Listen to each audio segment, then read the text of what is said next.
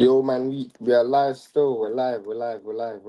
Whilst you're in the way in, yeah, hit the like button, hit the subscribe button. Obviously, I see man in the comments already, like saying, man, push the time back and that. Bruv, the maddest thing is, yeah, with this fight card, obviously, I just really care about um Zurdo Ramirez and Dorticos. And I cared about Tevin Farmer and Floyd Schofield, but I don't know why they made that the opening fight on the card. Because it's not that it's a big what's it called, bro? It's a big it's a big fight. Probably the best fight in boxing. So in on this card. That and Zurdo. So I was quite confused why they made that their first fight still. You might let me know if I'm coming through clear and if all the signal is good and the sound is good. No Nick, by the way. Nick is obviously living his best life or abroad. So if you don't follow us on Instagram, you wouldn't know that Nick's abroad. So follow us on Instagram as well. But Nick's abroad, so it's lone soldier this week, bro. But let me know if you can hear me cleanly and if everything's coming through clear. It seems like it's clear on my end, but I'm not 100% sure. Yeah, love my bro. Man said everything's calm. Love. Yeah, I don't understand how hit the like button as well. Everybody on the way and hit the like button. Just keep the likes pumping. I'm a bit different to Nick, innit? Nick is a guy who he communicates regularly through this stream. I'll keep telling you, man, to keep hitting the like button. Keep hitting the like button all the way through. Share, subscribe, all of that. Most of you, man, have already liked, shared, and subscribed already, so I already know that. But in regards to as I was saying, I don't understand this fight card. I see, was it Ravage? Shout out to Ravage, my bro. I see Ravage say, man, push the stream back another hour, proper black man time. Trust me, bro. Trust me. Because I ain't trying to do these idiot fights. I'm not even gonna lie. I slightly don't even want to do the main event, but obviously I know it's Jake Paul, innit? And funny enough, Jake Paul doesn't even really do big numbers on our channel like that. But obviously Zurdo and Dorticos is the fight that I really wanted to do. So I wanted to make sure the live was in sync with that. That's what I really wanted to do. I didn't want to do it. Yeah, I just wanted to make sure the live was in sync with that. The other fights are slightly irrelevant. Um, Floyd Schofield and Tevin Farmer, Defo was something that I wanted to do as well. But yeah, man, like Tevin Farmer got knocked out in the first round, bro. That is flipping mad.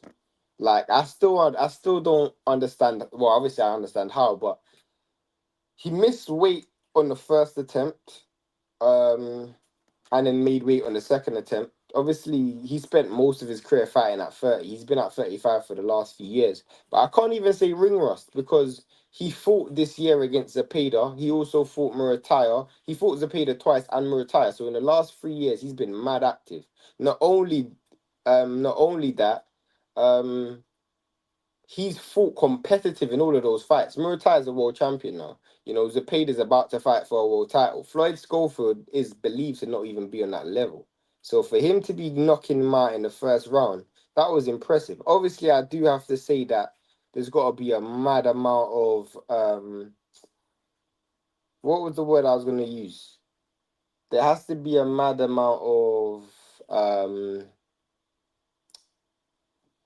there has to be a mad amount of lack of preparation going into that fight because I don't understand how my man was able to get the knockout so sick still.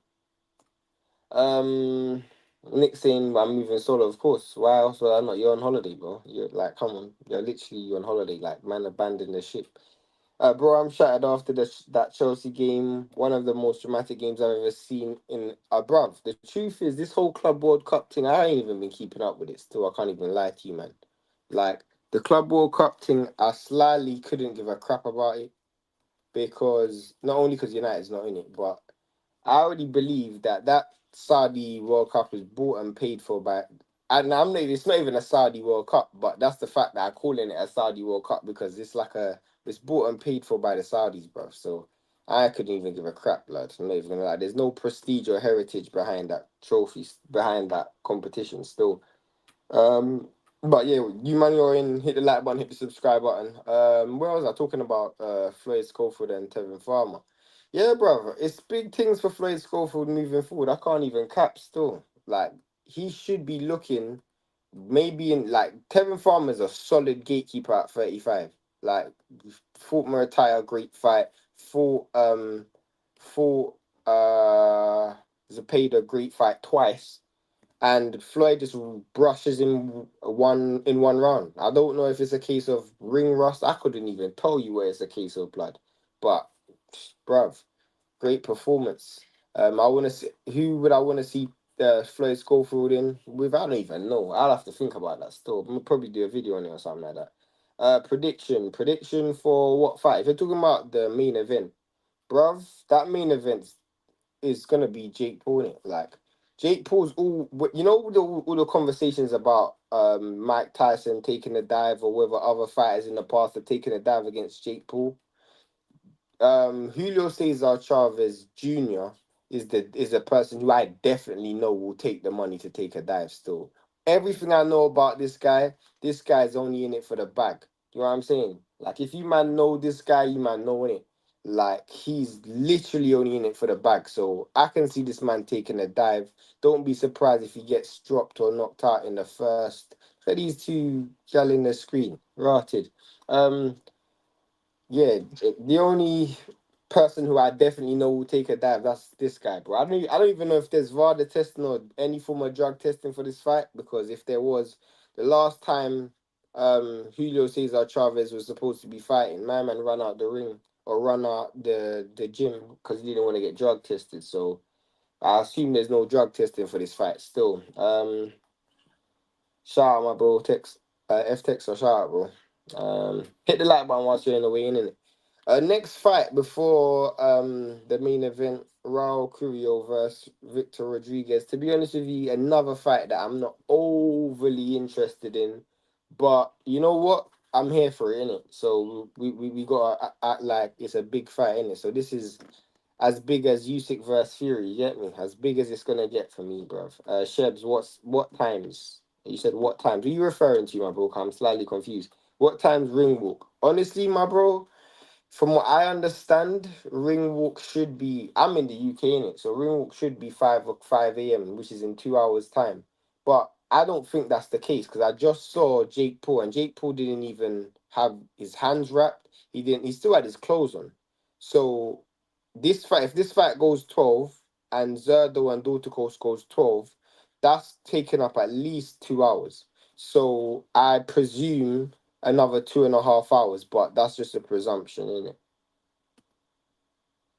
What have I been on, bro? I've been grinding. Obviously, Nick's abroad, in it. So what we've kind of done, if you guys have been staying tuned with the channel, shout out to everybody who's been supporting the content in the last couple of weeks or week. Like it's been mad on and off because Nick was ill 1 week. Then 1 week the show didn't go out because of like the topics were dry. There's bare stuff like bare. So 1 week the topic never went out. So because Nick I knew was gone for this week as well, I had to make sure I brought back some form of consistency. So basically we kind of pre-planned and pre-shot a lot of videos. Like I literally got 2 videos coming out in the next 2 days. So and me and Nick should be filming either Wednesday, Tuesday, one of those days. So basically just keep an eye on the channel because I'm trying to do as much content as possible. We tried to do as much as pre-planned content as possible just to preempt what was going to be happening moving forward still. He's like, yeah, Nick's abroad, bro. So we kind of, because we've lost a lot of, time, I had to try and bring back some consistency still. Shout out to everyone, hit the like button whilst you're on the way in. What's good, bro? Yeah, bro, I'm good, bro. What country Nick head to? Nick's gone to his motherland still. Man's gone Grenada still. For those who don't know, Grenada's in the Caribbean. I seen that you rattled bare utes with that showbiz video, bro. I realized, yeah, and this is what I'm gonna say to all of you, man, because you man support our thing, innit? Every video we do moving forward, and yeah, we're gonna launch the new channel in the next, at least with definitely within the next month. But every video we do now, I realize playing the villain is more important than anything because hate spreads further than love, bro. We got 2 videos where right now is the most viewed videos on our channel in the last month, and bruv, people are just rattled, bro. Like, bare people are rattled. Even when we're sticking up for black people, we're still getting rattled. So you know what? Yeah, it is what it is, isn't it? What's up, bro? Glad you're live streaming this.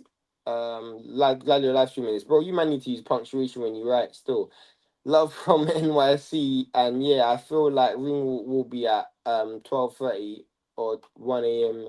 That's the way it's looking. Fam, it's looking the same way over here as well. I'm only here for the Ramirez fight. I said the same thing, my G. I said the same thing. Some good content, by the way. Enjoying it. Love, my G. I got bare stuff. I got bare content that we pre-booked. Like Nick, one thing I'll say about, I've worked with so much YouTubers. I've worked with so much journalists. I've done journalism pretty much like my whole adult life. Nick is a guy who has no journalist background, no YouTuber background, but he knows how to run a YouTube channel. So he made sure he knew he was going. We pre-booked like bare content that can go out whilst he was gone. It was just for me to edit and publish at the right times, which this week has actually been really good. We've actually maximized the time. So great teamwork from the Only Facts gang. But love for the support. Have you already said your predictions? What round Chavez taking the dive? I think round he's gonna do it to make it look good. So probably in the first 5 rounds. So if you man are awake, like you man won't have to be awake for too long still, because this guy's definitely taking a dive. We need another fight talk with Rance. I was with Rance last week still. Obviously Nick already knows that, but yeah, we were at a fight card last week in York Hall. But yeah, Rance. Bruv, Rance is a proper boxing fan still. Obviously, a lot of people just jump on this boxing thing for the because it's a hot topic now, isn't it? Like boxing was in the dark ages. I didn't see half these men do content on boxing. I did, my work is cemented in the game, but Rance is another person. Rance, I never saw do boxing content at that time. I actually never saw him do any content. So when I first started doing content with Rance, I thought Rance was like everybody else. But nah, bro, this guy's a hardcore boxing fan, bro. This guy will message me in the middle of the evening, like, bro, have you seen this fight? Have you seen? I'm like, bro, I didn't even watch the fight. Like, this guy is a proper boxing fan, and that's coming from me. Is that real Nick? Yeah, that's real Nick, bro. That's real Nick. Yeah, G, it's me on the beach. This guy is living his best life, fam. Hit the like button, hit the subscribe button, everybody on the way in still. When's the new channel dropping? Probably in the next I want to say the next month. I don't want to put too much pressure on ourselves, but it could be within the next week. What advice would you give someone trying to get into boxing industry as a journalist in terms of trying to gain experience? Bro, what I done, I was at university, so I had a lot of like internships. Any opportunity that you get, do it. Like any opportunity, even if it's free, even if it's paid, even if you have to pay to do it, do it. You know what I'm saying? That's the advice I'd give you. And probably another thing is don't be afraid to find the gap in the market and use that gap to get in it. So for me, one of the gaps that I had was I knew that the next generation of great fighters was going to come from Eastern Europe. So I knew if I equipped myself with as much knowledge. I even went to Eastern Europe. Do you know what I'm saying? Like, equip myself with as much knowledge that as soon as these guys came through, I was the guy who knew everything. I had like 47 prospect profiles before I even started doing journalism based on Eastern European fighters from the Olympics through the amateur system. And I just knew what was going to be the next phase. So when the Bivos came through, the Beterbievs, the U6, all of that, they all came through roughly around the same time. I was well equipped and right there, but just trying to fight a gap in the market and just make sure you're busy and active. But I wouldn't even advise you, man, to go down the journalism route still, because there's no paper in it. But trust me, like unless you're like a Ade or a Dev Sani or like a Todd Grisham, where their man are earning big food. But if you're not like if you're just going down like the IFL route, Coogan makes money, but the people who work for Coogan don't make money. You know what I'm saying? Like certain man will make money because they own their own channel. I know bare YouTubers who own their own channel and they make money. But when I was doing boxing journalism as a man who was doing it, and I worked on some of the biggest cards on earth, like some of the biggest cards, worked on Frank shows, worked on Eddie shows, top rank PBC. I've worked on some of the biggest shows on earth, bro. No money in it, trust me. No paper. Is Rance fighting soon? Yeah, he's fighting next month still. He's not actually released the actual day that he's fighting, but he's fighting next month still. He's fighting on a big card as well, so obviously you man have to go and support him still, because you man have no choice. You have to support him. Chavez take a dive in round 5. That's probably the fair. I don't think round 7. Ravage. You know why? Because if you go 7 rounds with um Julio Cesar Chavez Jr., it don't look good, innit? Um, my man's all about image. He fought Mike Tyson. He can't fight Julio Cesar Chavez Sr., so obviously he's gonna fight Junior, innit? So he's all about image, innit? So if he's gonna take a dive, it's gonna be early. You know what I'm saying? Appreciate it, bro. Um uh, I appreciate, bro. Much appreciated. Gonna take it on. I will tell you, bro. Like, try and start a YouTube channel. That's what I'd tell you to go and do, bro. Like, that's where the money is, in it. Like, we ain't making big money, but I know YouTubers who make bread, bro. Like bread. I know YouTubers who make money, like money that you ain't gonna make in a 9 to 5, bro. Do you know what I'm saying? And they don't even have that much subscribers. Like one of my closest friends in the YouTube like industry, he's got like 50,000 subscribers, and he makes bread. You know what I'm saying? Like he makes bank, like bank. More money than you will make doing journalism. You know what I'm saying? Way more money than you will make doing journalism. So just start a YouTube channel, bro. Chavez is 40. He's an uncle, bro. Not only that, but Chavez never lived a life when he was pro. So he weren't good. He was never good. You know what I'm saying? When he was pro, he never lived a life. This guy's a cokehead. This guy used to take steroids. He wasn't a great fighter, and his best days was behind him then. So even now, it's going to be even worse. Jake Paul at least takes the sport serious, bro. Do you know what I'm saying? Like, and with no VADA testing, maybe it might be slightly more competitive, but the most important thing in boxing is heart, bro, and you can't buy that. And if a man's going in the ring wanting to lose just to get paid, then fam, he's definitely getting brushed, bro. You know what I'm saying? He's the guy. I'm surprised he didn't try to fight Julio Cesar Chavez Jr. earlier, because for me, that's what I would be doing. That would make sense to me. But yeah, everybody hit the like button, subscribe button. For me, like these fights are slightly irrelevant because Jake Paul doesn't really have big aspirations in the sport other than to make as much money as possible, which I don't hate in it. Like make your money in it, eat your food in it. I can't hate that. But obviously, from a boxing purist perspective, it doesn't really mean much to me. The only reason why I'm awake and the only reason why Nick could even justify me doing this as a live is not even about us getting views, blood. It was about the fact that Zurdo is fighting Dorticos. I've actually seen Dorticos fight live twice. Still, see him fight Kudryashov, and I see him fight Andrew Tabiti still, and he's a bad boy. He was at that time. He was a bad boy fighter. They are two of the best knockouts I've ever seen live. Dorticos versus Kudryashov. If you ain't seen that knockout, one of the most scariest knockouts you ever see. And Dorticos versus Andrew Tabiti, another mad knockout. Still, that was when I was actually went to Eastern Europe and watched this guy fight as well. But he was a handful at one stage, but obviously I haven't really seen him since he fought Marius Bradis, and he got pretty much outboxed comprehensively. So it should be straightforward work for Zurdo Ramirez, because Zurdo, he's all about that life. Zurdo's a bad boy fighter still.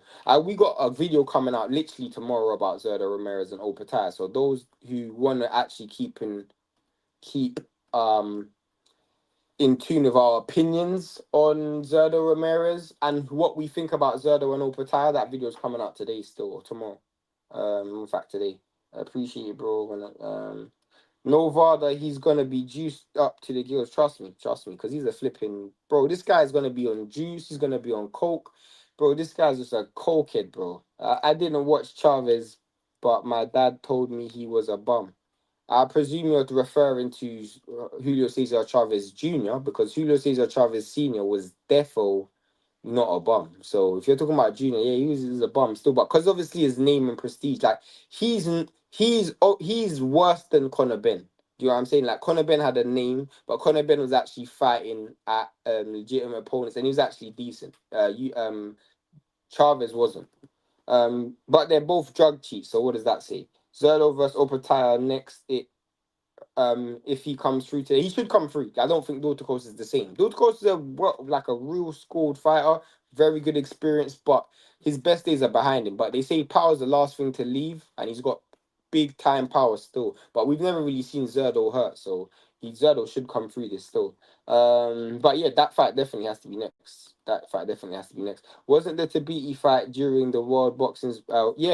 Facts. World Boxing Super Series. I actually worked the World Boxing Super Series still. Like, if you go and follow my early work that I've ever done, the first cards that I ever worked on was World Boxing Super Series. The first card I ever worked on was George Groves, Chris Eubank Jr. That was the first like big major card that I worked for as a journalist. So, did you hear if Paul wins, he may be ranked by the WBC? I can understand it. The WBC just ranked Pacquiao, bro. Do you know what I'm saying? But if they rank him, they obviously they're gonna be ranking him to fight Badou Jack, which, judging based on the trajectory of what I've seen from Jake Paul, Jake Paul's been fighting bums, innit? Like, he's been fighting old men. Badou Jack is probably the best gauge. You go Mike Tyson, really old, Chavez Jr. not so old, but obviously still past it, and then you got Badou Jack, who's old, past it, but active. Like, that's a great trajectory. And you can win a world title against Badou Jack and then just relinquish it. I can see that if I'm Jake Paul, that's the lineage and line that I'm going down. Now, I don't think he beats Badou Jack, but there's a world in which he can, because Badou Jack doesn't have a lot of power. Badou Jack is old. Badou Jack is slightly he's definitely past his prime, and he's not active. He fought the other day, but that was the first fight in like 3 years. So I can see a world in where, if I'm looking to win a world title, can't win it at 175 as way too small, can't win it at heavyweight, and I can't beat Opetaia and Zurdo. So I have to fight in a governing body that doesn't have a good champion, and Badou Jack fits the profile perfectly. But he's gonna have to do it fast. So if he's getting ranked after this fight, I can see a world in which that happens. Everybody hit the like button, hit the subscribe button, bro. Hit the like button, hit the subscribe button, keep the likes pumping. But even Badou Jack is meaty now. He's past his best, but there's an argument that Badou Jack loses, though. There's an argument that Badou Jack loses. There's an argument that it's a 50-50 fight. And you know what, yeah? I can't lie. Even though I'm not for Jake Paul fighting these old men and being ranked in the WBC, I can't hand on heart say that Jake Paul can't beat Badou Jack. I can't hand on heart say that. I'm slightly pissed at the WBC because they haven't enforced a mandatory on Badou Jack, but they enforced mandatories at pretty much any other weight class. Like, they just enforced a mandatory on Bivol after just getting the belt once. So makes no sense. Badou Jack's had that belt hostage for way too long. Obviously, no one's considering him as a great fighter. He fought in Saudi the other day and fought shit as well. So, but Badou Jack versus Jake Paul's a big fight. It's a big fight. Rankings have become a joke. Mauricio Suleiman was out here trying to goad Bivol into Benavidez' fight for a personal gain. Well, obviously he's Mexican, but more than anything, um, he obviously couldn't get Benavidez the WBC belt at 68, innit? Because Canelo had it, and Canelo refused to fight Benavidez. So let me throw you a bone by enforcing a fight against Bivol, but Bivol's obviously got a contract with Beterbia, so that won't gonna happen. But everybody on the way, and hit the like button, hit the subscribe button. Obviously, we are 3 rounds into the Curiel fight. To be honest with you, I haven't even been watching it like that still. But from what I've been seeing, I think Curiel's actually fighting decent, but he's getting backed up. I don't know though. Like, you man will be better at telling me than I am. Has Jake Paul's team moved him better than a lot of pros? Obviously, he has the name that brings money, but he's doing boxing top down instead of he's doing boxing top down instead of bottom up. Um, I get what you're saying, and from a strategic perspective, you're right. The only thing that I would say is he probably wouldn't have wanted the loss against Tommy Fury, but the Tommy Fury fight would have given him a good gauge in it. Like, oh, do I want to become, or can I become a world champion? Yes, but there's a level that I can't fight. And I guess timing's worked out for him as well, because as it currently stands, Badou Jack is a very, very, very, very easy champion to beat. Maybe 5 years ago, when cruiserweight was a mad thing, or in 2 years when cruiserweight's a mad thing, because what you have to understand is there's still two elite cruiserweights out there. Like, we can make an argument that both Zurdo and Opetaia are on the pound for pound list. I'd probably say they're definitely top 15. I mean, Zurdo's a two-weight world champion. You know what I'm saying? He's a unified world champion. Opetaia is one of the highly touted fighters in boxing. So this cruiserweight's still a great division, but the WBC has obviously got some idiot belt, and he might be able to win it. Jake Paul actually thinks he. Why does it seem so small on the screen? Jake Paul actually thinks he's him as well. Yeah, he does, but he's supposed to think that. I don't hate on him for that. Still, I can't lie. I slightly don't hate on him for that. So, are you saying Tommy Fury could potentially beat Badou Jack? You gotta understand timing, innit? Like, at that time, Jake Paul was a worse fighter. At that time, yeah, I can see a world in where Tommy Fury beats Badou Jack. I can see a world in which it happens. Badou Jack is literally past his prime, so that I can see that. Hit the like button, hit the subscribe button, everybody in the chat. Just keep the likes pumping. I literally don't know how much likes are in the video, but just keep likes jumping. What what was I saying about in fact, bun that raw man like Curiel just got dropped. Rodriguez hit him with a right hand to the body. He took a knee, and his nose bust, and he cut under his eye. His face is mashed up. He's done. His nose is bust, and he's cut under his right eye. He just got hit with a body shot. So pretty much, my man's just punching him from top to bottom, bruv. This guy's piecing him up. This is actually an impressive performance, bro. Impressive. Badou Jack's last performance was so bad, I therefore can see Tommy Fury beating him. That's my point, bruv. Like, I don't know who said it in the chat that he might be ranked in the WBC, but that's great bit of business for Jake Paul still, because he's getting pieced up still. Curiel's getting pieced up. Yeah, he doesn't want it. He doesn't want it. Fight's being waved off. He doesn't want it. He turned his back still. He turned his back in the middle of the ring. You can't do that still. I thought this was definitely going the distance. Now, Curiel just got the stoppage in impressive fashion. Rodriguez just got dropped and stopped. So shout out to Curiel still. Man got cut over his right eye. That's a really, really impressive beatdown still. Off topic, but what do you make of Opetaia's last performance? I think Opetaia's level of opposition just needs to improve. We done a video on it. If you guys haven't seen, it's out there still. It's on YouTube now. But we basically said the way he's been moved hasn't been great, because after the Bradis wins, his career slightly plateaued still. And obviously they're building his name, and he's got some impressive wins. But for me, from a legacy perspective, the level of his opponents has to improve. I don't blame him. I blame Eddie, because Eddie's his promoter. But at the same time, you know, at some point you have to take accountability for your career, innit? They're saying Zurdo's next, innit? So if you get Zurdo next, then credit in it. But for me, and I didn't even say this, but I'll tell you lot on camera right now, I think Zurdo beats Opetaia still. I'm not even gonna lie to you. I think Opetaia is a great fighter, and I think Opetaia has the potential to beat Zurdo, but I'm picking Zurdo to beat Opetaia still.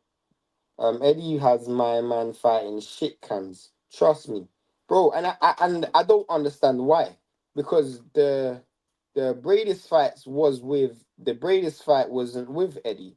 You know, he got the Bradis fight, he won it. He became pretty much the best fighter in the division, lineal champion, Ring Magazine champion, IBF champion, and in his career has just stagnated. At that time, Zurdo wasn't even fighting at cruiserweight. Then Zurdo moves up to cruiserweight and wins 2 belts in his first 3 fights. I mean, bro, that should tell you something in itself, that a man can get 2 world title fights that Opetaia couldn't get. That tells you everything you need to know. Bro, the Crawford and the Canelo Crawford fight marketing has been horror. I barely see anyone talking about it. Yeah, because when you build a fight like that based on the wrong foundations, we have a video talking about that. You know what I'm saying? The fight was built off the wrong foundations. They're not marketing it as Crawford gonna be undisputed for the third time. They're not even market. I don't even know how they're marketing it. For me, it should have been Black versus Mexico. That's how I would market it. You know what I'm saying? And you've got two guys who genuinely, I know they talk shit, but they genuinely don't hate each other. You know what I'm saying? They're cool. They're calm with each other. Man, like Oscar's had a winning streak on this card still. Winning streak on the card still. Obviously, Zurdo should win the co-main. Oh, it's mad late and I'm mad tired. Why do you think um Ramirez beats Opetaia? Opetaia, genuinely curious. To be honest with you, Opetaia is a guy who lacks the exchange. Do you know what I'm saying? And down the stretch, Opetaia doesn't have the greatest gas tank. Um, and he lacks the fight coming forward, landing big shots. Zurdo's a guy who he's a great at self-sabotage. So he'll go in the fight and the fight will look messy, but he would win. I don't know if you guys have ever watched him. When he fought Jesse Hart at 68. It's mad to think that this guy made 68. Jesse Hart had all the athletic advantages, but he just made the fight messy. And Opetaia hasn't shown me that he knows how to win in a messy fight. And Zurdo will make that fight messy. Also, Zurdo's not disciplined. Zurdo's a guy who likes to exchange. You know what I'm saying? Like he's not disciplined. Whereas um whereas Bivol was disciplined. Opetaia isn't disciplined. You need discipline to beat Zurdo Ramirez because he'll drag you into a firefight like he done Chris Billum Smith. You know what I'm saying? If you're not disciplined, then and he hasn't shown me that. Like when he fought Bradis, he was winning the fight on the cards, and he got brought into a dogfight in the last few rounds and had to survive in the last few rounds, which he hasn't shown me the survival instincts that I want to see in grinding out a close fight. Plus, Zurdo has way more power, way more punch resilience, sorry, than than anyone he's fought recently. So Bradis was past his prime, where Zurdo looks like he's in his prime. So that's why I'm slightly leaning to. But I can see a world in which Opetaia wins, defo, because he can box and he can keep his distance. But I don't see that happening. At least Max Kellerman back. For it. Yeah, shout out to Max Kellerman, bro. Boxing missed him still. Who won? Shout out to you, bro. El Clipsy or whatever, how to spell your name. Sorry if I'm butchering it still. Shout out to you, bro. Curiel won still. He won by stoppage. We're going into the Zurdo Dorticos fight now. But hit the like button, hit the subscribe button. Who won with the Jake Paul fight? That fight ain't even happened yet, my bro. We're probably waiting another hour and a half. Yeah, the Chris Bill and Smith fight was ugly, man. But that's Zurdo. You know what I'm saying? That's Zurdo. He fought. One thing I give Zurdo credit, he's fought 3 fights at cruiserweight and he's fought every fight different. The fight against Joe Smith Jr., he made the fight more of a technical affair. The fight against Glamarian, he fought off the back foot, and the fight against Chris Billum Smith, he fought going forward. For me, that shows me the versatility, and he dictated the pace of each fight. Sometimes Opetaia allows his opponent to dictate the pace of the fight. I'm talking about mainly in the Bradis fight. And if it goes to the back end of that fight, which I definitely see it doing, because Zurdo's got punch resilience, then I can't see how Opetaia wins that fight. I'm not even gonna lie to you, bro. If it goes into the last, if the last 5 rounds and Zurdo is still there and he's within touching distance, even if it's like after 8 rounds, it's like 5-3. I can see Zurdo sweeping the rest of the rounds. You know what I'm saying? Opetaia struggled down the stretch in both fights against Brady. Yeah, that's what I'm saying. That's what I'm saying. And then you're talking about someone like Zurdo who will make you struggle in the first half as well. One thing about Bradis is a messy fighter, but Bradis is also he also puts in clean work. And Zurdo will just self-sabotage his way through that fight. Like, he will self-sabotage like a Sean Porter thing. Just sit, right for this, but sit on your chest the whole fight and just force you to fight his style. And I don't know Opetaia to be a boxer to just stay on the outside, not engage, not hold your feet, and move and be disciplined and bank rounds. Because that's what Bivol had to do. He had to bank rounds because you ain't gonna stop him. You know what I'm saying? And I've seen it so many times. Like even when Zurdo fought Tommy Carpensi, like he just done the same thing. Like he's a messy fighter. He fought Arthur Abraham. He done the same thing in it. Yeah, like and he doesn't even have to like. He's great at fighting in a clinch. You know what I'm saying? Like he'll just literally just keep his high guard up. He won't let you get big shots off. Sit right, and he's gonna do it today against Dorticos. Like he's gonna do it today against Dorticos. Like just sit there and what also I'm liking from Zurdo is going into the fight, his preparation is better than Opetaia's. Like Opetaia hasn't fought anyone that's gonna give him that style. He fought where Zurdo's fought Billum Smith. Billum Smith, whilst isn't the same level, he's got the same dimensions. Do you know what I'm saying? So he's the same dimensions as a um as a Opetaia. He's fought Joe Smith Jr., who's got great punch resilience and great punch power. He's fighting Dorticos, who's got great punch power. So he's fighting people that's going to be closer to Opetaia than what Opetaia is fighting is going in to prepare him for Zurdo Ramirez. Hit the like button, hit the subscribe button whilst you are on your way, whilst you are hearing it. Like, just keep the likes pumping. What what time is this fight gonna even start? That's what I really want to know.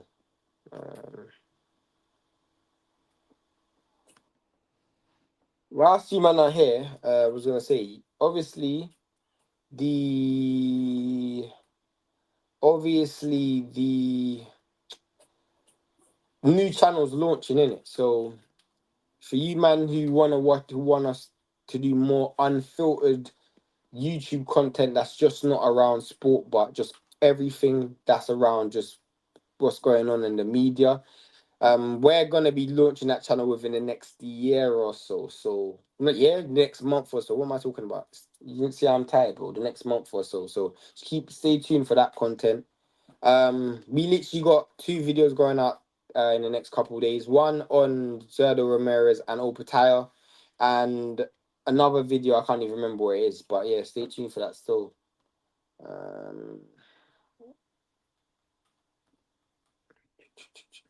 Yeah, we actually got a decent amount of likes versus the viewers still, but you man just keep the likes coming. Man like Robert Garcia, ringside and that. It's kind of shocking how people underrate Zurdo going into the Chris Bill and Smith fight. Bro, I don't know. And I knew Chris Bill and Smith was losing that fight. Because Chris Bill and Smith likes to fight Messi, and you're never going to beat a Mexican fighting Messi still. I can't lie, man's going bed after the Zurdo fight. There's no point watching Chavez take a dive. Bro, I'm not even gonna lie. If due to professionalism, I'm gonna stay on the stream. But I can't cap. I wouldn't blame you for going to your bed still. I slightly can't lie.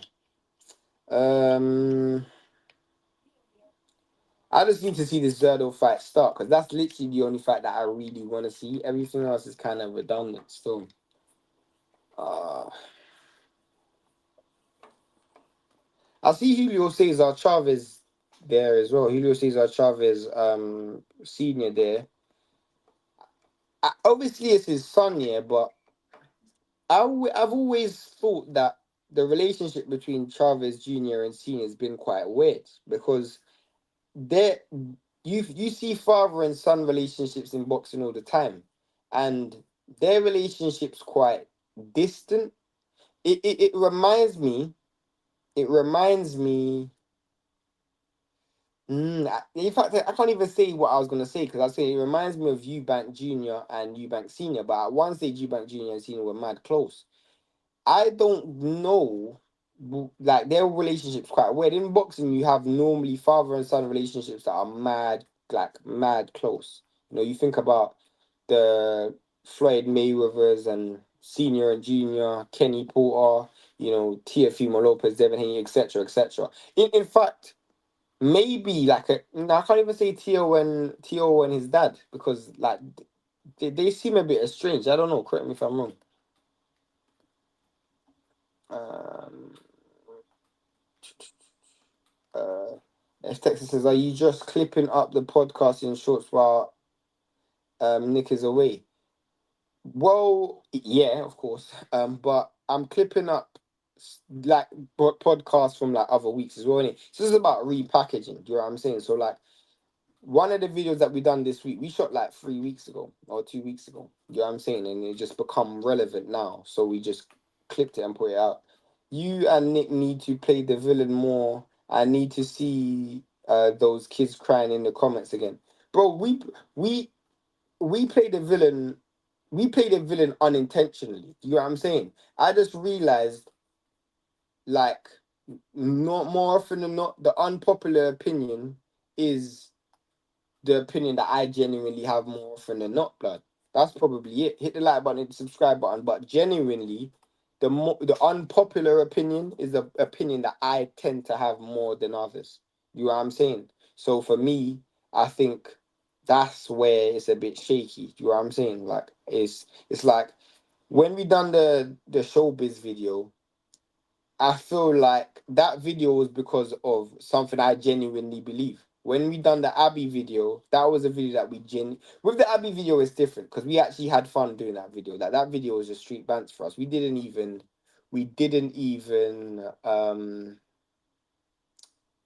like psychologically we didn't even look into it that much. Like we wasn't even planning anything. We just kind of just spoke off the cusp. But being the villain is something that we might look into being more often. But I don't even think that it's about being a villain. It's just about saying your opinion. It just happens to be that our opinion isn't a popular one. So Showbiz seems like a strange human. Honestly, like I don't regret the Showbiz video at all. But what I will say is when it comes to Showbiz, I don't know this guy personally. You know what I'm saying? So anything I say about this guy is based on how you portray yourself in YouTube videos. But at the same time, you're only gonna portray yourself up to a certain degree. Like, obviously, someone might base their opinion on me based on what they see me do on YouTube or on social media. But at the same, like, it doesn't, um, like that doesn't mean that's who I am as a person. So we're only going to see a fraction of who someone really is. And we only see a fraction of who Showbiz is. But who he portrays, I don't like. He's just an American. Nah, because Americans don't act like him. Like for me, I don't even consider him American. In the video, as I said, I think he's just like a black man who wants to be Mexican. And I only say that because this guy loves flipping Canelo, bro. Like anyone who just overly loves another man, like overly loves another man to the point where he would have an opinion and he would know that it's wrong, but just swallow his opinion to suit a paycheck or to suit a popular narrative. That's just I look at that a bit funny still. And because I've never been paid big money to do these type of stuff. I don't know. Money might change, man, innit? Like money might change people, and it might get to a stage where people are offering us big bread to say certain things. And I can't lie to you, bro. If Turkey came to me and said, "Yo, here's £1 million for you to talk positively about Saudi," I'm not gonna lie, bro. I'm gonna be talking positively about Saudi because that's £1 million. So I don't know. Showbiz might be one of them type of man, innit? Like he got paid a big piece of food to just talk good about Canelo. I don't know. I don't know. Because I hope he's doing it for money. Because like I don't know why a man will sell his batty for free. You know what I'm saying? It's a bit mad. That showbiz guy is trim as well. And I don't watch next man's haircut still, I can't lie. That's a bit funny. But yeah, the IC3 Mexican. Yo, that's a sick name, bro. That is a sick name. That's the comment of the day still. That is a comment of the day. Man said the IC3 Mexican. Yo, that's the comment of the day, fam. That is sick. Still, I can't even lie. Nick's gonna love that one still. Showbiz just a glazer, all it is. Trust me, like but I realized most of these man, it's a business, isn't it? It's a business. So to make money from like I don't make money from YouTube. Like you know what I'm saying? I don't make money from YouTube like that. So for me, it's a case of I'm just gonna do this for bants. Most of these, this is how certain man pay their rent, pay their bills and that. So for me, I hear it in it. Like say what you have to say to eat a food in it. I get that. But I just don't respect it. Like I just don't respect it because you're saying something that you don't feel, you don't mean. Do you know what I'm saying? Like, I'll tell you a story that you don't know. I remember one time, I was doing an interview with Frank. I was supposed to do an interview with Frank Warren. And then man gave me a list of, not even a list, but things that I couldn't talk about. I just refused to do the interview, bro. To this day, I just didn't do the interview. If I can't ask what I want to ask, there's no point in me doing it, bro. Do you know what I'm saying? Because at the end of the day, like, part of your payment is to love your work. Because once the money's gone, like let's say you get 2 racks to do to work a whole fight card, like a whole fight week. Let's say you get 2 racks for it. That 2 racks is gonna be spent, but the video is there forever, bro. Do you know what I'm saying? And for me, I'm gonna make sure that my payment is also in the quality of content. Like there's not one video that I've ever done on this channel or any channel that I'm ashamed of. Do you know what I'm saying? But obviously, if you're sucking off a man, you're gonna be ashamed of it, innit? Oh, I don't know. Maybe you're not. Like, you know what I'm saying? Like, some people are that way inclined. So, shout out to Showbiz if he isn't. Rainbow flags and all of that. How much more fights till the main event? Probably. No, next. We got Zurdo versus Dorticos, and then it's the main event still. So the next fight is Zurdo. Most man got a room certain man to make a bag in this boxing thing. It's not just boxing though. I can't even lie. It's not just boxing. It's just life. Do you know what I'm saying? That's maybe why like I'll never make it in this media industry thing. Because to be honest with you, my payment is just bants, innit? Just having fun. Like if I don't enjoy, Nick will tell you, if I don't enjoy the content, I'm just not gonna do it. Like if tomorrow I found that this became a burden to me, I'll just stop doing YouTube, bro. And just dated like you know what I'm saying. But them man are making big money though. That's one thing I will say. Showbiz is earning a big piece of money, bro. Like he's probably eating six um he's probably eating five like maybe like 30 grand a month, bro, across all his platforms and all his like endorsements and that. He's probably eating like 20-30 bags a month, bro. Which, if you think about it, that's a big piece of food, bro. 20-30 grand a month to just suck off next man I see, innit? I hear it. And he doesn't even have to do it that often. He just has to do it when Canelo's fighting. Quality over quantity at the end of the day. Trust me. Trust me. They're showing highlights of the Zurdo versus Bill and Smith fight, so bruv, he beat Billam Smith into the ground, bruv. Get me some water, bro. Hit the like button, hit the subscribe button, everybody in the chat still. Man said you the GOAT. Love my bro. Love my bro. Love, love, love, love, love, love. Malik Scott is Zurdo Ramirez's coach. It's mad because Malik Scott wasn't, and for those who don't know, wasn't in Deontay Wilder's corner last week or yesterday. Who watched the Deontay Wilder fight, by the way? That fight was a load of shit. I'm gonna tell you like this now. Deontay Wilder is done. In the video that we done, we shot that video before Deontay Wilder actually we watched the fight. So it looked like we were reacting to the fight, but we actually wasn't. In the video, Nick says Deontay Wilder loses. He says Deontay Wilder may lose to Dave Allen. I'm actually gonna double down on that, innit? Deontay Wilder is gonna lose to Dave Allen still. Deontay Wilder, if he fought Dave Allen tomorrow, he loses. Because I think his intensity to throw the right hand is gone. And I feel like anyone who runs up on him with great aggression, he's just gonna run him over, bro. I think Nick, I'm with you on that one. So I think Dave Allen beats Deontay Wilder based on the performance I saw yesterday still. Pause.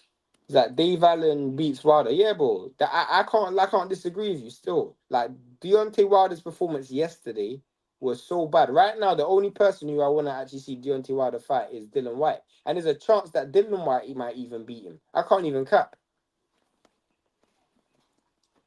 You think Dorticós can beat the Zurdo? Bruv, Dorticós isn't the same guy he used to be. The Dorticós who fought Kudryashov, the Dorticós who beat Tabiti would have had a good chance of beating Zurdo. But this version of Zurdo, bro, nah. And Zurdo, bro, I think Zurdo is one of the most slept-on fighters in boxing, bro. Many people think because he lost to Bivol. Bivol's an elite fighter.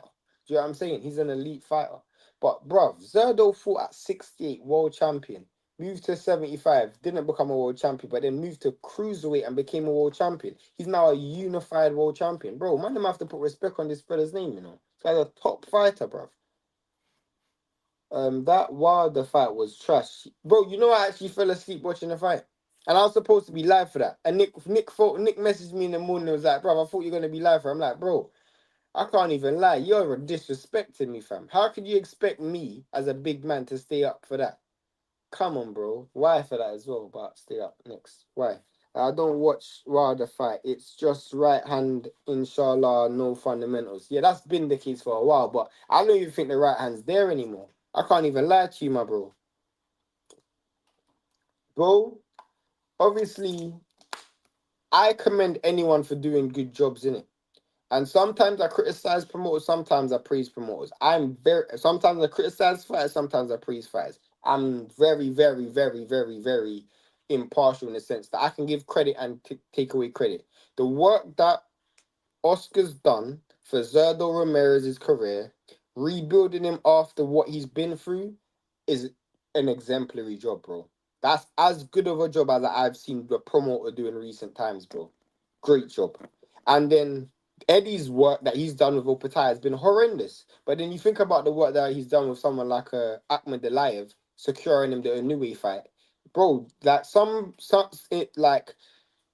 sometimes fighters spread, like they approach, how can I put this so it makes sense? Sometimes promoters approach the promoting of a fighter incorrectly. So some fighters, you have to promote different. You can't promote everyone the same. You can't have like a blanket way of promoting fighters.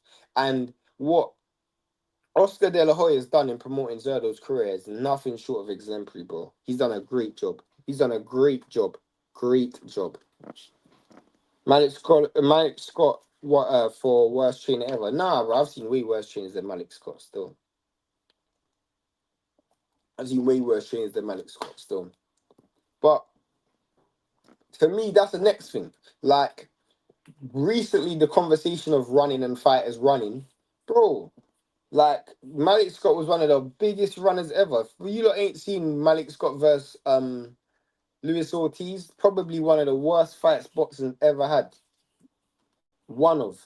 Sometimes it works, sometimes it doesn't. Eddie is perfect for Shakur, who doesn't do much talking. No, I don't think Eddie's perfect for Shakur. I think Eddie's perfect for someone like a Boots. I think Eddie's perfect for someone like a Bivol. I think Eddie's perfect for someone like fighters who are willing to take risks with their career. Eddie's perfect for, because he'll do all the talking for you. You just have to be willing to take the fights. You know what I'm saying? I felt like the best match that would have happened moving forward would have been Eddie and Devin, because everybody hates Eddie and everybody hates Devin. So that's a match made in heaven. You know what I'm saying? Like, the work Oscar done for Canelo at the beginning of his career was actually amazing. It was an exemplary job, you know? So you just gotta know how to promote certain fighters. Oh, Scott is not a worse fighter than Tunde. Worse coach than Tunde. I don't think Tunde is that bad of a coach. I just feel like you know the biggest problem with Tunde Ajayi? Tunde Ajayi is a person who was way too hands-on in Anthony Yard's career. For me, Anthony Yard put put way too much faith in Tunde to do so many things. So he was spread mad thin. He was the manager, he was the matchmaker. He pretty much, in essence, was his promoter. Obviously, he had Frank, but then he also was his coach. And for me, I don't like that. Your manager and your coach shouldn't be the same person. And that's the first thing. And definitely, definitely, your coach shouldn't be your matchmaker. Like that I think is even worse. Your coach shouldn't be your matchmaker, because for me, your coach, your coach's perceptions of you should be the best percep. It should be the clearest and cleanest perception. But in actual fact, it's actually the worst, because someone like Tunde, who himself has said he doesn't want to coach anybody else other than Anthony. So if that's the case, you've cocooned yourself to just watch one fighter. So the standards that you think is elite, you will never know because you're not with elite fighters. You're only with Anthony. Do you know what I'm saying? So you can't then select matches for that person because you cocoon yourself into this world of only Anthony Yard. Do you know what I'm saying? And that's the problem that he had. For me, Tunde should have been his manager. That's what Tunde should have been. Tunde should have been what Bill is to Devin. Now, what people always say is, "Oh, Bill's Devin's coach." Not in camp. If you don't watch every camp Devin's ever had in any big fight, and I know this because I know people who were in Devin Haney's camp, Bill always has another coach in there. Whether it's a Mosley, whether it's a Padman, whether it was a Ben Davison early in his career, he's always had another coach in there. He just operates the corner and does his management. Do you know what I'm saying? So I feel like he had way too much control over Anthony Yard's career. Lions in the camp hype. But I don't know how Nick does this for so long, bro, because my voice is already going. Having Tunde as your coach and manager is insane. Facts. Because I actually think from a fundamental level, on a foundational level, he's done a good job with Anthony. But then making the transition from being a good British level fighter to world level, he didn't do the right job. He went from Lyndon Arthur to Beterbiev. Do you know what I'm saying? He went from, I don't even know who he fought before Kovalev, but I know it was a nobody. He went from whoever that guy was to Kovalev. You don't do that. You know what I'm saying? So that's what I'm saying. Like the matchmaking was poor, the management was poor. And then also in terms of Anthony Yard's skills, I don't like a fighter, not even Roy Jones. And Roy Jones is one of the most athletic fighters of all time. But I don't like a fighter who builds their fundamentals on athleticism. Because when you get older, that doesn't age well. You have to have a certain amount of fundamentals. That's why you see people like AJ, like he's now struggling because his athleticism is going and now he's going to a reserve that he doesn't have. He doesn't have the fundamentals that other fighters do, So that's his biggest problem. Time is everything. Yeah. Still sharp and still, and that stopped happening because all their energy was into Yard. Facts. Man, like Dorticós making his ring walk and that. When I first met Dorticós, you see this guy. I don't understand how at no stage within his career did he try and not move to heavyweight. He's actually a big guy still. Pause. Obviously, he's doing his ring walk now. Cuban fighter, Cuban pedigree. But, this fight might just be a bit too late for Dorticós, Is there a way in which Zurdo can win by a stoppage? I mean, we've seen Dorticós stop before. He got dropped and knocked out by Gassiev, so there's maybe... But I don't really know Zurdo to be a big puncher, especially at cruiserweight. The KO Doctor. That's his nickname, the KO Doctor. Man like Dorticós,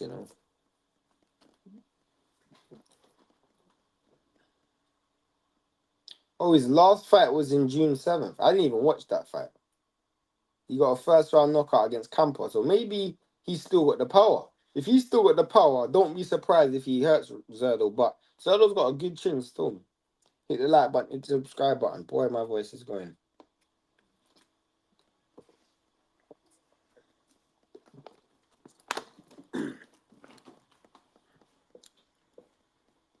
You know what else as well? It's because of the time of day and the climate out here is mad. Nick, you went over to I don't know if Nick's still listening, yeah, but you went over to Grenada, yeah. Bruv, the weather out here is mad, fam. It's mad hot over in the UK right now. I don't know who this guy is singing, or I don't even know if he's singing or if he's singing his way out for Zordo. I don't even know.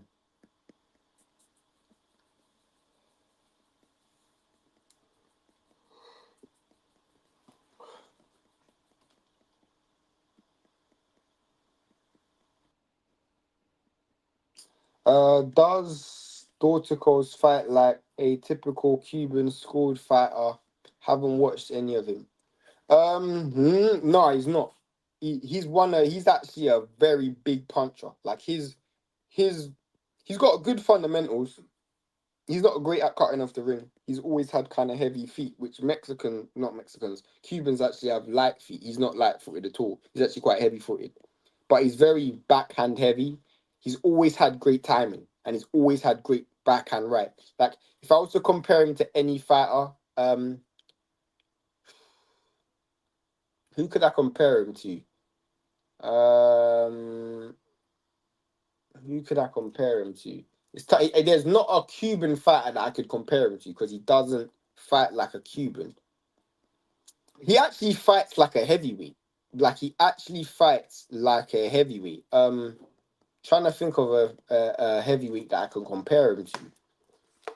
Like he holds center ring, but he fights at long range. Do you know what I'm saying? So he tries to walk you onto punches. Everything is quite long, so pause, but he's got like good reach, very good jab, and a very good straight right hand. Like he fights kind of like it's weird, but if you guys watched Deontay Wilder yesterday, he kind of fights like what Deontay Wilder done.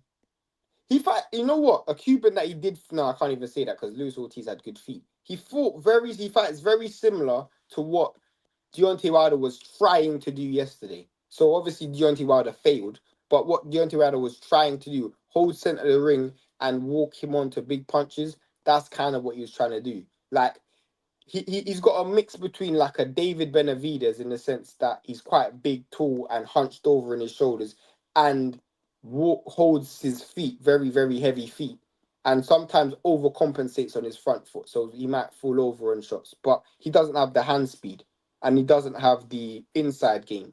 But in terms of his overall, like how he holds his feet, yeah, I don't know. Like I could probably find a better comparison, but it's 4 a.m. so allow me in it. Yeah, 33 on Monday. Yeah, fam, that is mad, and I'm supposed to be going out as well. That is mad, bro. Man's gonna be going out in string vest, blood. Are you going to cover Cattle versus Harlem? 100%, 100%. That goes without a doubt, bro. Hit the like button, subscribe button, everybody here. Zurdo versus Dorticos. This is the fact that if you're a boxer fan, you should be really here to watch still. The unified cruiserweight champion. I mean, there's a lot of talk of Zurdo versus Jake Paul. I think that fight would be absolutely one-sided. Jake Paul get a run over.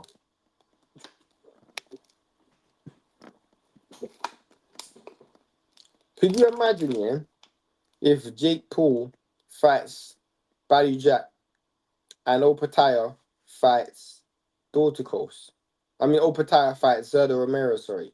And Jake Paul wins the world title and then ends up fighting for Undisputed. That would be flipping mad. This is the main event for me. Bruv, it should be the main event for me as well.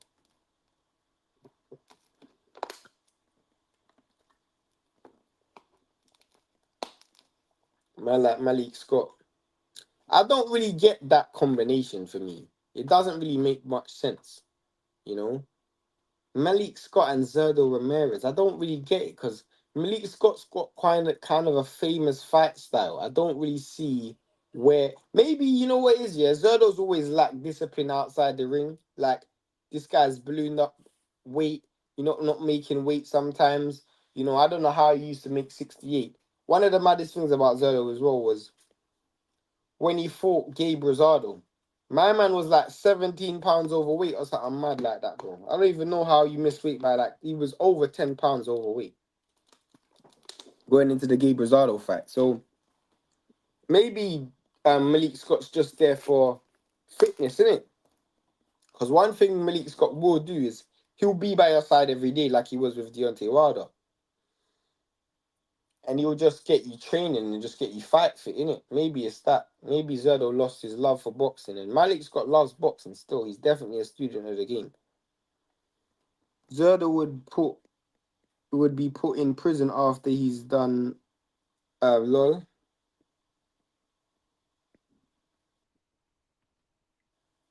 Jake Paul is going to scam a world title. It's so scripted you can see it. Trust me. I hope the thing is he's already lost to Tommy Fury, so I can't even say anything. All it does is just doesn't give credibility to boxing.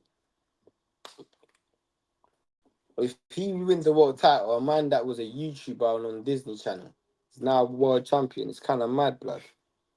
That is mad.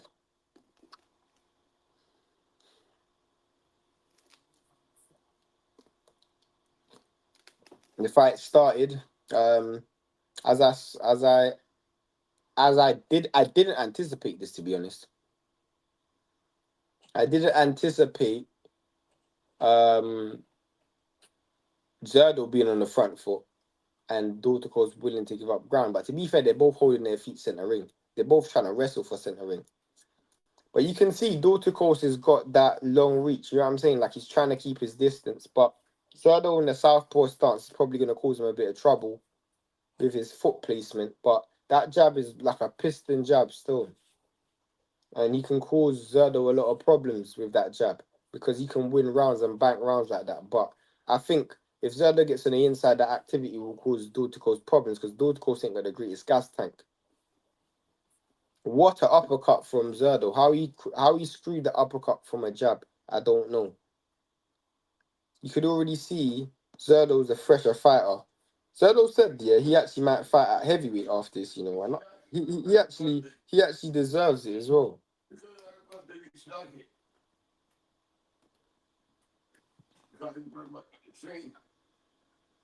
Tell him that I'm on the stream.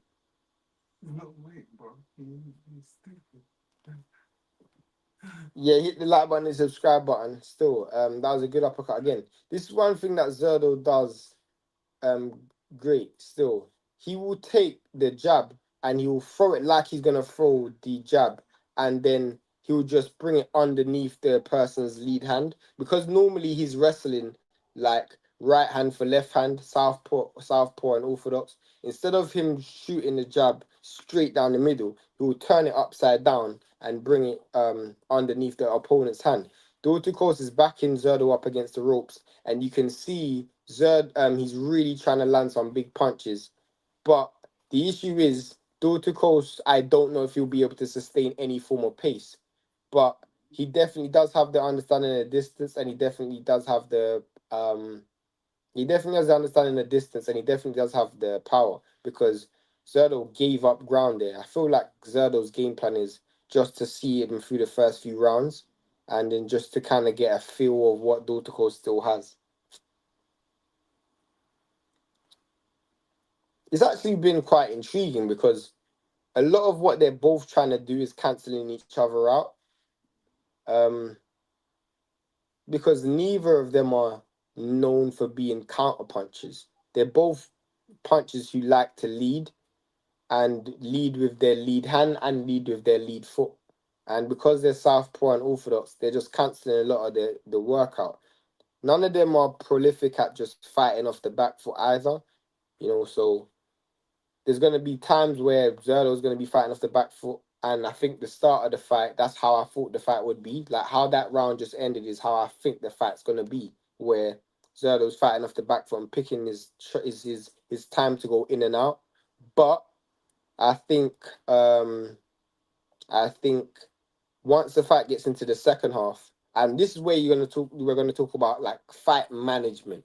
Zurdo's going to be able to manage the fight better than Dorticos because Dorticos doesn't have the gas tank down the stretch. I don't know how to score this round. Yeah, that round's a bit mad still because if I was to, I probably slightly lean towards Dorticos in that round because I just felt like he had a decent flurry and everything else was cancelled out. But if you were to put a gun to my head, I would probably say Dorticos, but it was a close round.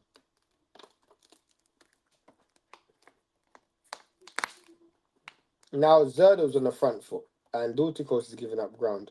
That jab from Dorticos is a really good jab. And you can tell he's got really good range and reach. You know, that's one thing he would have got from the Cuban style is understanding distance.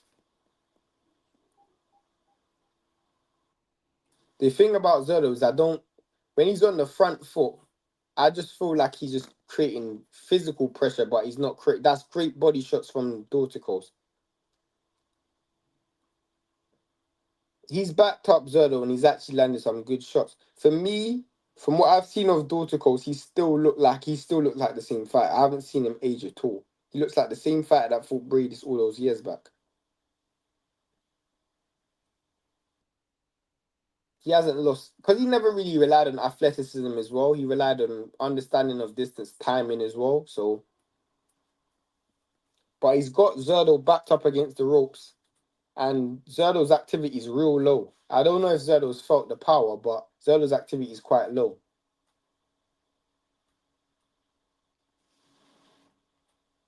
I don't know if Zurdo's just thinking, you know what, let me try and get this guy into the second half of the fight. But this second round, Dorticos has started real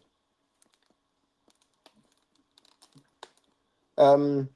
Dorticos has been warned for a low blow and he just done another low blow. So I can imagine that's going to be something he's going to keep doing. Or the referee will keep warning him.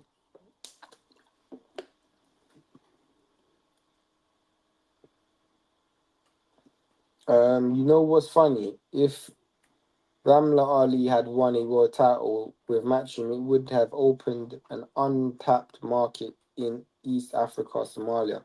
Facts. Facts. That is definitely an untapped market in boxing. Dorticos is backing up Zurdo Ramirez behind some really good shots. And what an uppercut for more Dorticos. You just have to wonder if Dorticos can maintain this pace that he started with, because he's actually started at a really good pace.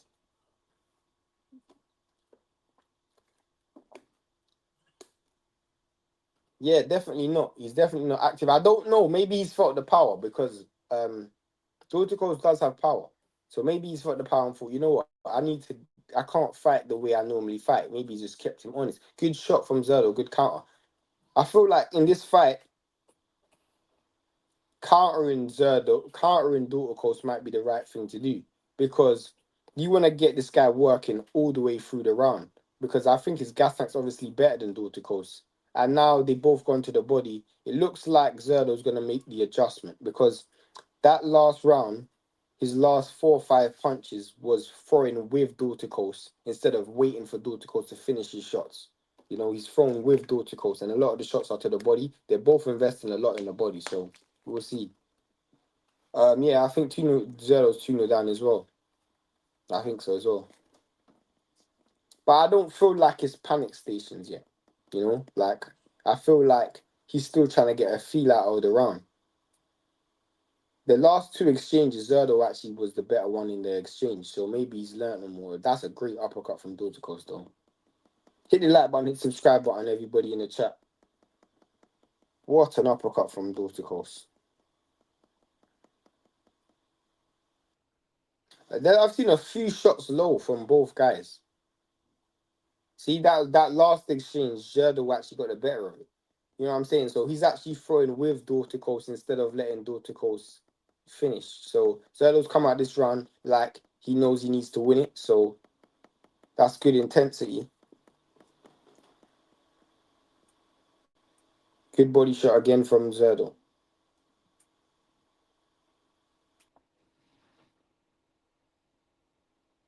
It's what I'm saying when fighters cancel each other out in Southpaw and Orthodox. You know, like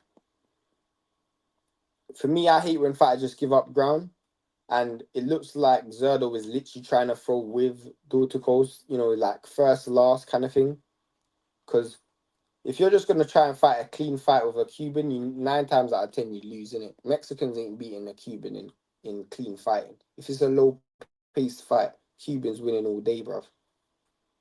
See, that's what was great work there from Zurdo. Whereas before he was waiting for Dorticos to finish, he threw with him and then he threw 2 and 3 instead of just 1. See there again, Dorticos threw, he threw 2 and 3. That's how you keep someone honest like that, you know? Someone who's not a natural counterpuncher, like Dorticos isn't a natural counterpuncher. So I have to now throw at with you and at the end of your shots. And when I throw, I'm throwing 2s and 3s, you know? Like you started this round so much better. He's backed up against the ropes, but Dorticos isn't throwing the shots he was throwing in the last round because now he's realizing Zurdo's throwing with him. The activity from Zurdo has definitely increased, and he's definitely done better in this round. This is probably his best round thus far.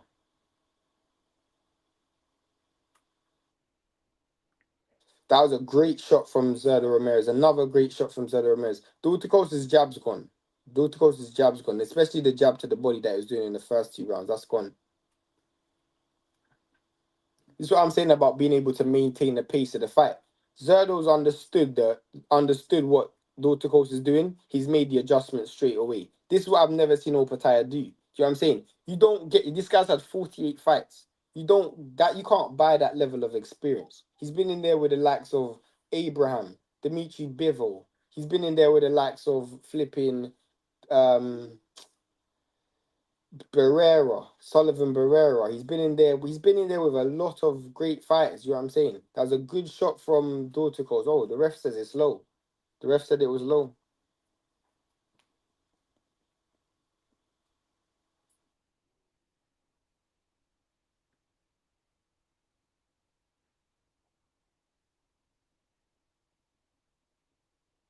Yeah, this is a much better round from Zurdo. Zurdo's done the right things. That was a good jab from Dorticos. It's not been active enough in this round, but it was a good jab. Good feint from Zurdo. Good body shot from Zurdo. That was a Zurdo round there. I got a 2-1 Zurdo. That was a much better round from Zurdo. One thing I will say though, Dorticos looks the exact same. Like, he doesn't look any different to what he was a few years back. Like, he literally hasn't aged that much. And sometimes, yeah, this is when people are talking about like Terence Crawford not being active and stuff. What people need to understand is as you get older, you don't really want to be fighting a lot. Like, Tevin Farmer has fought 3 times in the last year. He's getting older. The recovery times are so much slower. Like, man, them forget, back in the day, Floyd used to fight once a year. Do you know what I'm saying? Floyd used to fight once a year.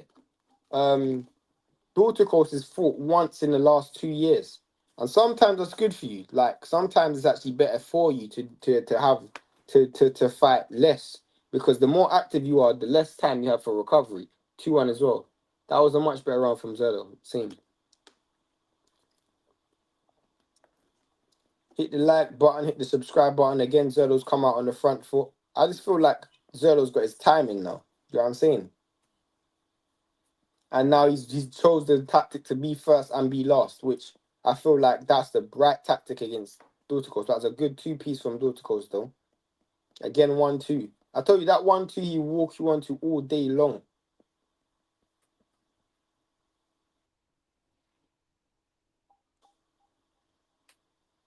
Good body shot from Zurdo.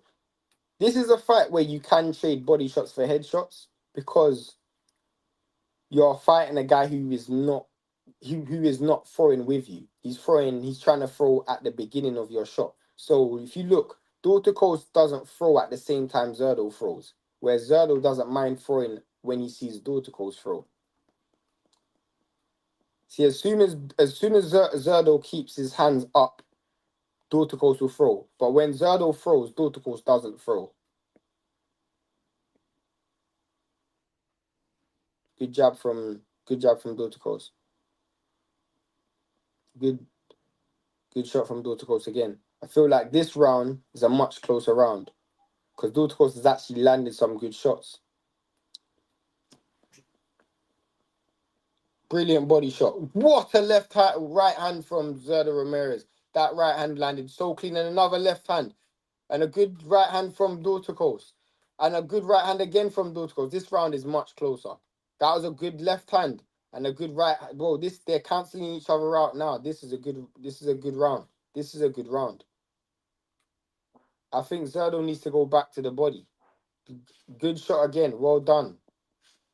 Bro, these men are cancelling each other out. This is a good round. This is a real good round.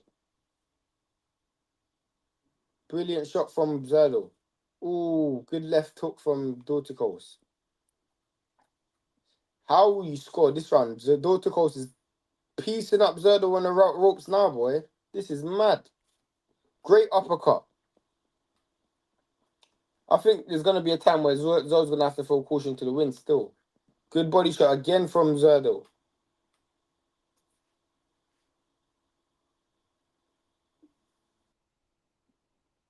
Good body shot from Zurdo, from Dorticos. Great shot. This round might have actually gone to Dorticos, you know. Especially from a body language perspective, where Zurdo started the fight on the round on the front foot. Now he's fighting in reverse. And the thing is, he's allowing Dorticos to get a breather. Do you know what I'm saying? Because this slow paced fight suits Dorticos all day. Good body shot again from Zurdo Ramirez. They just traded a left hook on exchange. A great shot again. That was a great fight. That was a great round. That was a great round. That was a really good round. That's a tough round to score. That's a really tough round to score. I probably slightly lean towards Dorticos on that round, but that's a tough round to score. Man like Jake Paul with his brother, what's his brother's name again? Logan.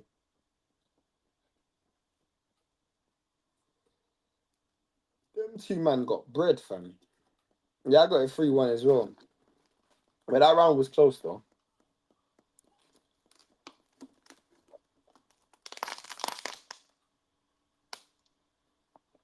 I wonder how much Julio Cesar Chavez Jr. took for this fight. Like, to take a dive. I wonder how much he got paid. That was a great body shot from Zurdo Ramirez. They did a great jab. But then a great two-piece from Dorticos. What a right hand. Zurdo's come out again fast.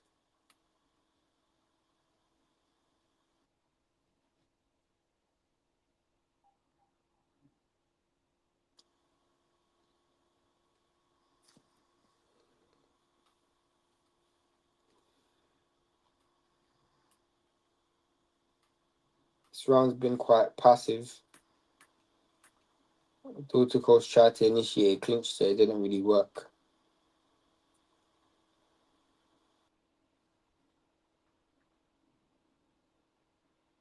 Good jab from Dorticos. Good jab again. This round, I think Dorticos is Zurdo's trying to gauge his range, but he's gone away from what got him the round that he won, which was being active. He's just trying to be more active. But again, I think the power's kept him honest still.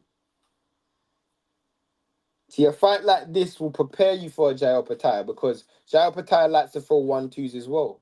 And Dorticos is throwing that 1-2 constantly. And he's found a way to negate, he's found a way to negate the 1-2. A fight like this will prepare you for Jai properly because Dorticos got power. Like, I think Dorticos got a lot of similarities to a Jai Opetaia, other than the physical attributes. Like, obviously, Jai Opetaia is younger and fresher, but in terms of their fighting style, good body shot. Good body shot again. That was a great counter from Zurdo with the left hand uppercut to the head, because he countered the body shot with an uppercut to the head, which is quite risky.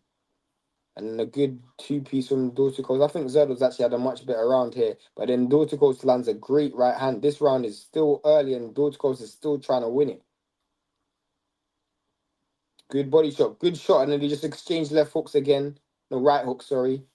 I'm not going to lie. If they're exchanging right hooks, I think Dorticos is going to be winning. It's the left hand they probably want to exchange more. That's going to work more in Zurdo's favor. That was a great shot. That was a great 3 good shots from Zurdo. He done the reverse 1-2 and then landed another jab after that. And then another body shot. What a good combination from Zurdo Ramirez. This round's probably been his best round. He's landed some really good punches in this round. And Dorticos has lost his rhythm. He's lost his rhythm big time. Because now he's trying to overcook the right hand and overshoot it. Zurdo's slipping over to his left, so that's giving him opportunities to land the right hand either as a reverse 1-2 as a right hook. So that was a great round from Zurdo Ramirez. 3-2. I got it 3-2 as well.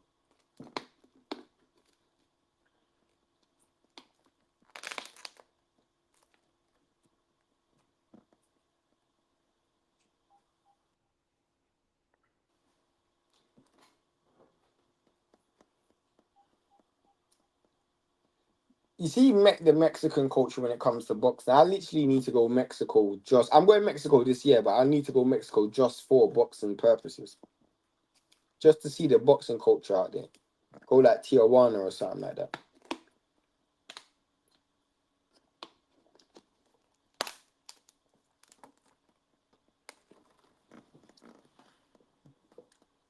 Man, like Julio Cesar Chavez Jr. You know,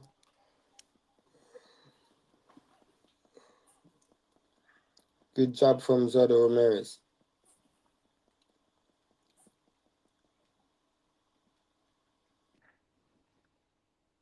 Again, Zurdo started on the front foot. I think Dorticos, I don't want to say he's feeling the pace because he doesn't look like it, but he's definitely losing his rhythm. They've got it 3-2 Dorticos, but they've got it 3-2 completely wrong. I thought Dorticos lost the last 2 rounds, to be honest. I thought Dorticos lost the last round, to be honest with you. I thought last round was Zurdo's best round. I think round 3 was a close round, and they gave that to Zurdo, which I understand. But the last round, I thought that was Zurdo's best round.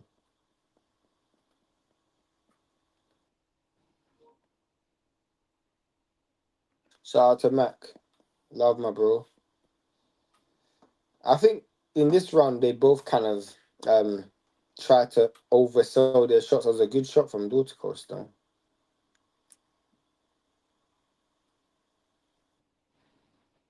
A minute and a half, or just over a minute and a half left in the round. And it's anybody's round this round.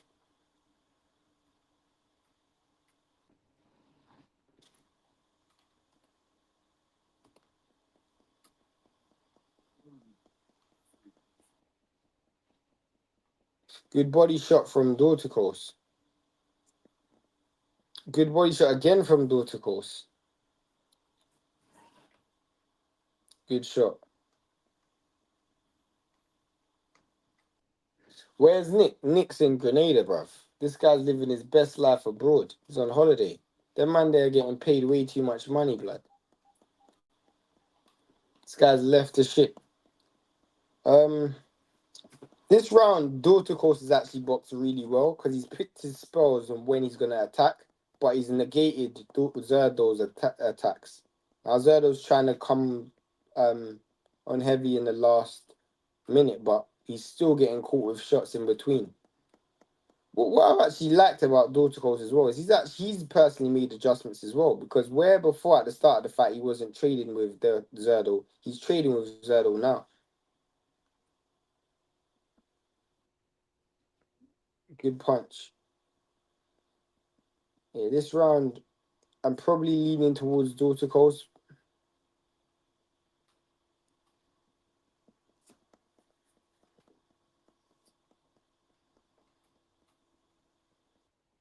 This fight's gonna ebb and flow. Great shot from Dorticos. Still, I can't even lie. Yeah, I got that 4-2. And this is what I'm talking about. Like in a fight like this where it's just ebbing and flowing, I can see the second half of the fight, Zurdo just taking over. And that's what I'm talking about.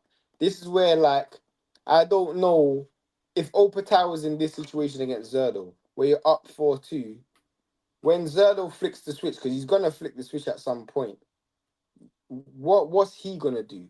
What experience does he have? You know what I'm saying? We're going to see if Zurdo can even make it through this fight before we even talk about Opetaia. But if he does, he's going to have to show us something different. And that's my point. Whereas whereas Opetaia hasn't ever shown me that he can do anything different. You know?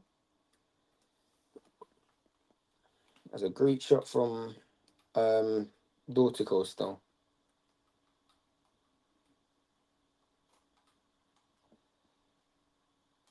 Zerdo's just kind of gone away from what was working for him in a few rounds, which was just him being first and last and being active. He's allowing Dorticos to have a clean canvas, you know, and giving Dorticos the space in the room to land his shots where Probably wants to be much closer, but I think the power's probably negated Zurdo a bit.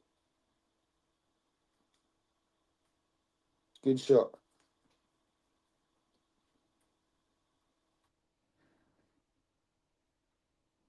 Zurdo needs to try and get a few rounds in the bank on the spin. But one thing I will say is it's taking a lot out of him to win rounds, not just physically but psychologically as well. Good shot from Zurdo Ramirez.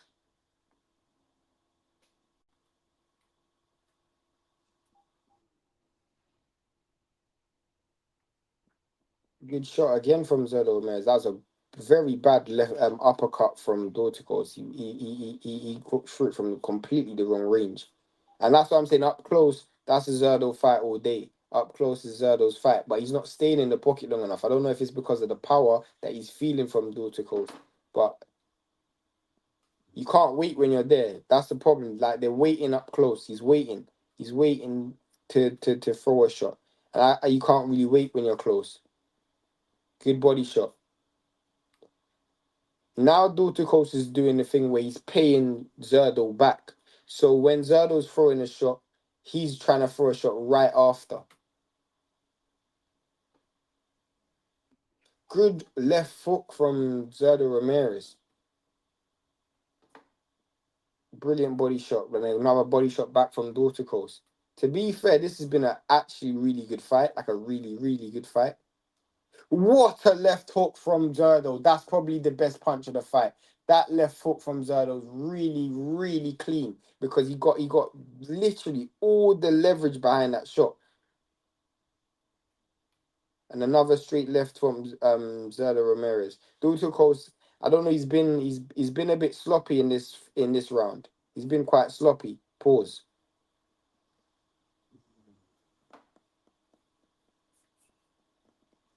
Yeah, this should be a Zurdo round because he's done all the right things. Dorticos has tried to fight back, but in some of his shots he's overcooked. That was a great body shot from Zurdo Ramirez. That was a great body shot back from Dorticos. These man did the punch selection I've seen from both. Oh, did that hurt Dorticos? It looked like a left hand straight down the pipe at the top of Dorticos' head, caught Dorticos off balance, and it looked like it hurt him. It did look like it hurt him. I don't know, it's like the last flurry from Zurdo Ramirez looked like it hurt Dorticos. Dorticos went back and he took a few steps back, wobbled, and then he actually walked to his corner and he didn't look the same. That could be the turning point in the fight. We've seen Zurdo land 3 good left hooks in that round, or left hands in that round. That was a really good shot. It's right at the top of the head as well. No, it's actually in the middle of his face.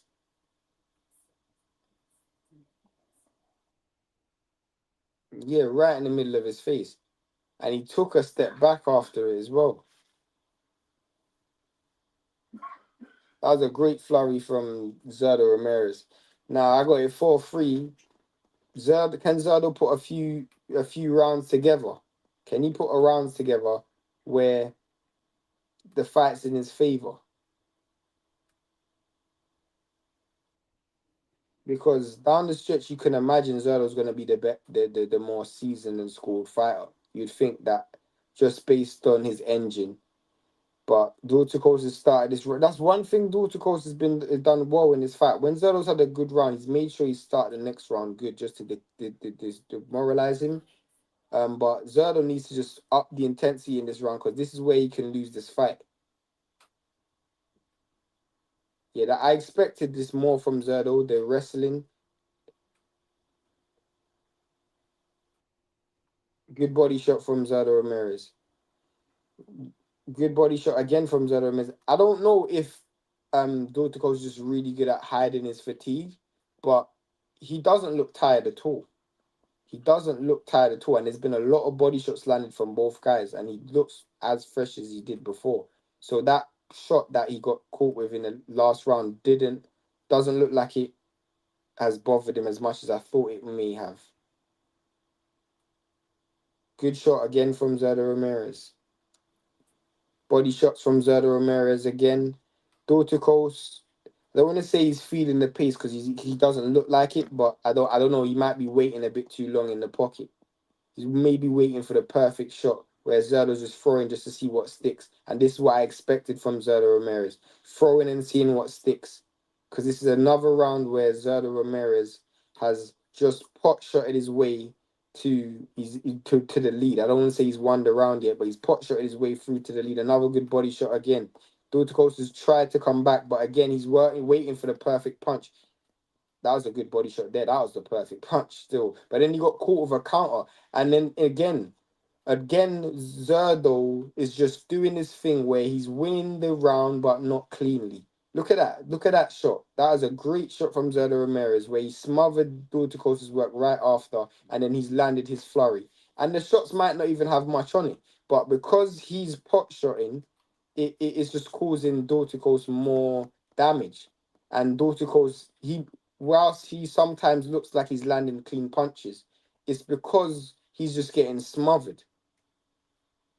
And a lot of this is body language. Like the momentum and the body language is in the favor of Zurdo Ramirez. And this is what I was saying before. I literally said after 8 rounds, if he's fighting Jai, you would see this version of Zurdo. And this is what we're seeing.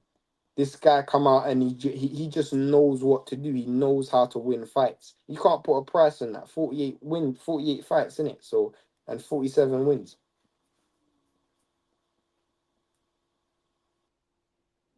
Yeah, that's a Zurdo Ramirez round for me. So I got it 4-4 after 8. And just based on momentum, you just think that the momentum is in favor of Zurdo Ramirez.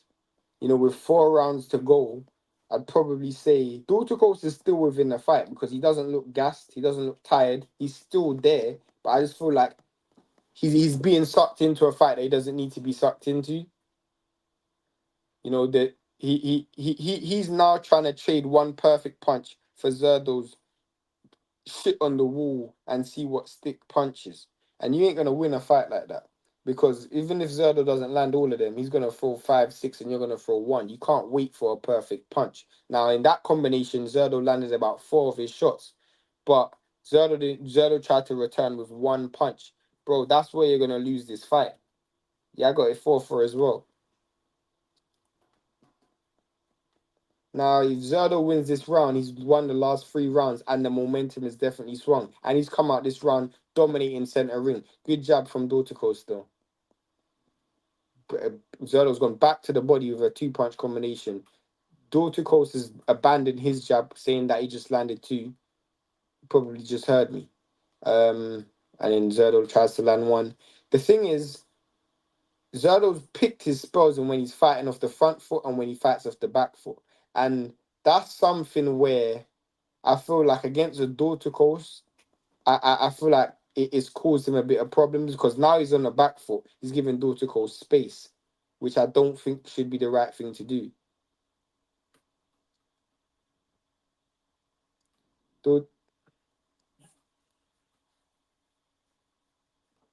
Dorticos is trying to pick his punches, but he's got Zurdo against the ropes and Zurdo's landing punches. I don't understand how that's happening. How is Zurdo landing punches and he was against the ropes? Come on, bro. That doesn't make sense to me. That's what I'm saying. You're waiting for the perfect punch. This guy will just messy the fight out. This is what I'm talking about, bro. He was against the ropes and he just landed 6 punches to your 2. Like, come on, bro. That doesn't make any sense. And now you're back against the ropes. You know what I'm saying? This doesn't that like Dorticos. A lot of the things. If he loses this fight, a lot of it's self-inflicted because he sometimes puts Zurdo in the right position. Pause, but he's waiting too long.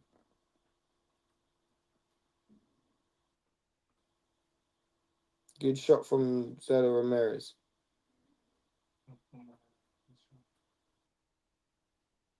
Dorticos has landed a good shot back, a good body shot again. He's backed up Zurdo with a body shot as well. Good uppercut from Zurdo Ramirez. Good counter left from Zurdo Ramirez with the southpaw stance. It's like a shoulder roll type counter left.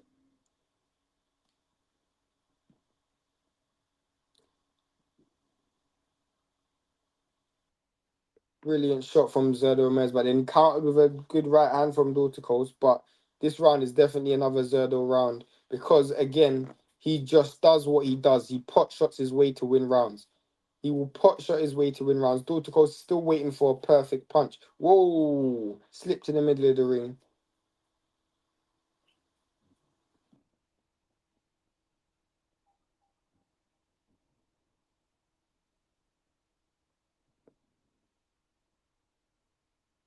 Good shot from Zurdo Ramirez. For me,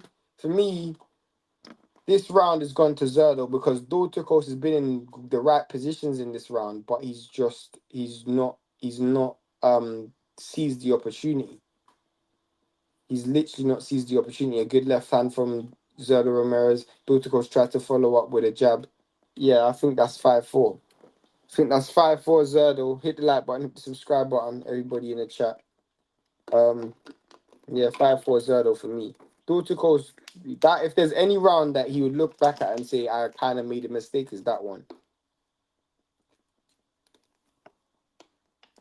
But if Texas, that's what I said, that's what Zurdo does, bro. That's what he does. He will go into a round, he'll go into a fight, and he'll gauge it, and he'll just take you into his fight.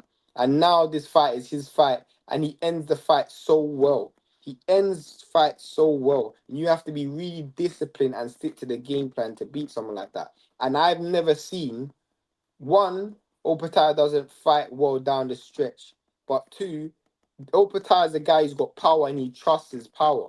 He doesn't do well with discipline. You have to be really disciplined and regiment to beat someone like Zurdo because he will just bring you into a fight that you don't want to get into. Do you know what I'm saying? Like his understanding of real estate in the boxing ring is amazing, bro. Like he's very, very much underrated. Dorticos has landed a few good jabs, but going backwards, landed another good jab.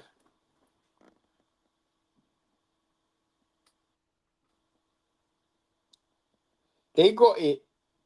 They got it wide, blood. Them man have it 7-2. I don't have it like that still. That was a good shot from Dorticos. 7-2 Zurdo. I've given Zurdo the last 3 rounds, but yeah, I don't have it 7-2 still. I have it 5-4. And Dorticos has started this round real well, to be honest with you. But Chris Mannix ain't the greatest guy scoring fights. Good body shot from Zurdo Ramirez. Good body shot back from Dorticos. Now, Dorticos is going to get warned because that was deliberately low twice. He's probably going to get a point deducted, you know. Oh, Dorticos just got a point deducted. Which, to be fair, that's actually fair because he was warned early in the fight, but it's not even just that. You see in that flurry there, he threw 2 deliberate low blows in the same combination. In the same combination. So for me, you can't even say that you didn't do it on purpose. Because you threw 2 deliberate low blows. The Zurdo's definitely winning this fight now. But that's my point, innit? Like, Dorticos was competitive in the first few rounds, but now he's just taken over.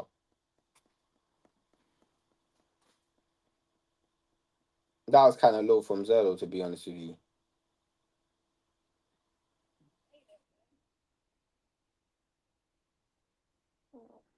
Good shot again from Zurdo Ramirez.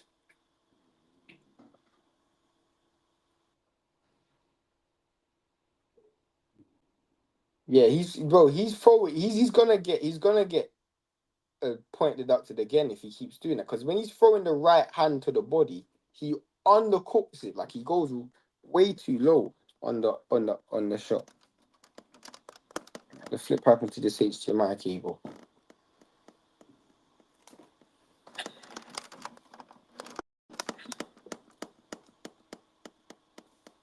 Why is this not?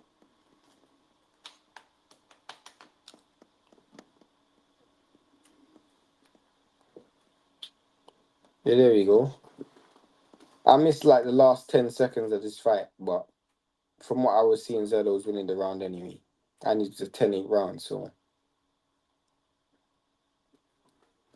I mean, if Zerdo doesn't get knocked out, he should win this fight from here, you know.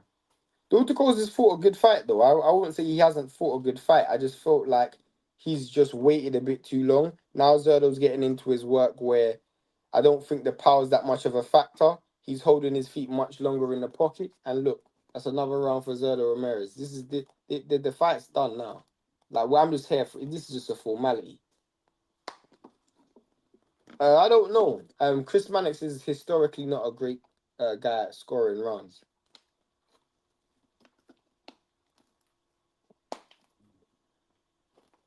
Yeah, of course, he definitely let himself down. But you know what? This is what Zordo does, bro. Like I've been following this guy's career for so long. Like I've been following this guy's career for so long. So this is no surprise to me. I remember when he fought Jesse Hart, and if anybody ain't seen Zurdo Ramirez, go and watch the two fights he's done. That's what I was saying. Look at that. The low blow.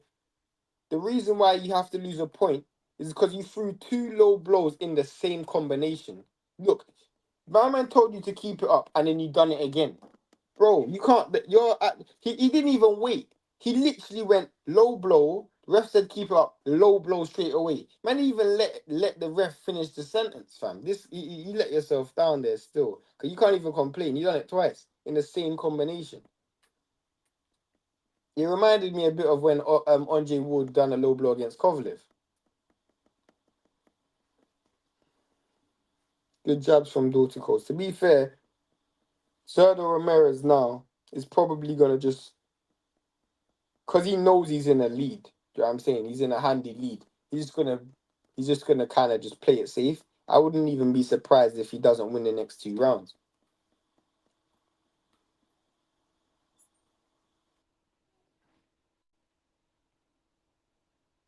Good body shot.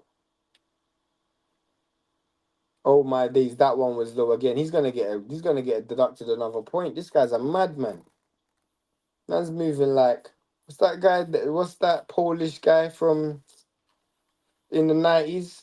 The guy that fought Riddick Bowe.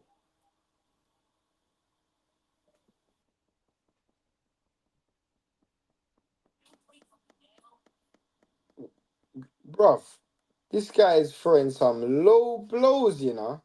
That was a good shot from Dorticos though over the top.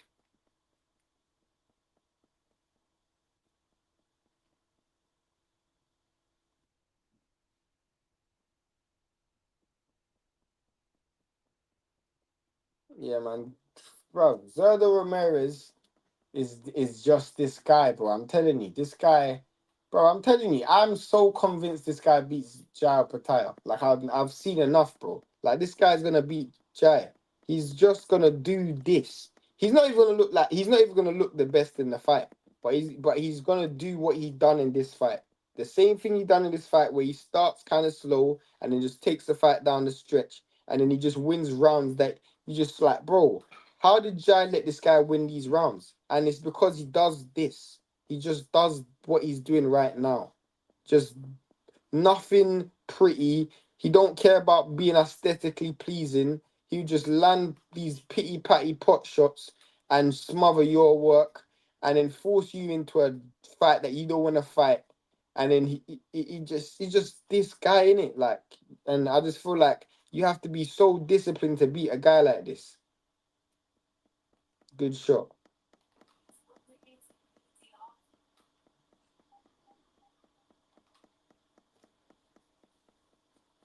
Good shot again.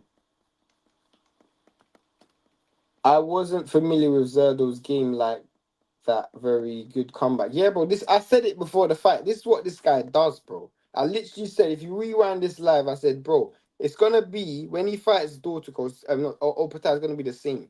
He's gonna start slower and lose rounds, and then down the stretch, he's just gonna win down the stretch. And this is what he done. That's what he does, bro. I've seen this so much times with Zurdo. That's why when he was losing the early rounds, like I just knew what was gonna happen because he does this. But the person who couldn't do it against was um Bivol because Bivol's disciplined. He would just stick to like he's not gonna get greedy, whereas Opetaia will.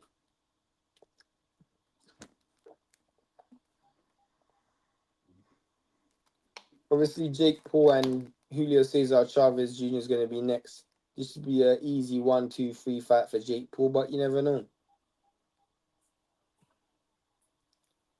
I mean, Jake Paul lost to Tommy Fury, so if you can lose to Tommy Fury, you could lose to anyone. Round 12, Good fight. Good fight nonetheless, you know.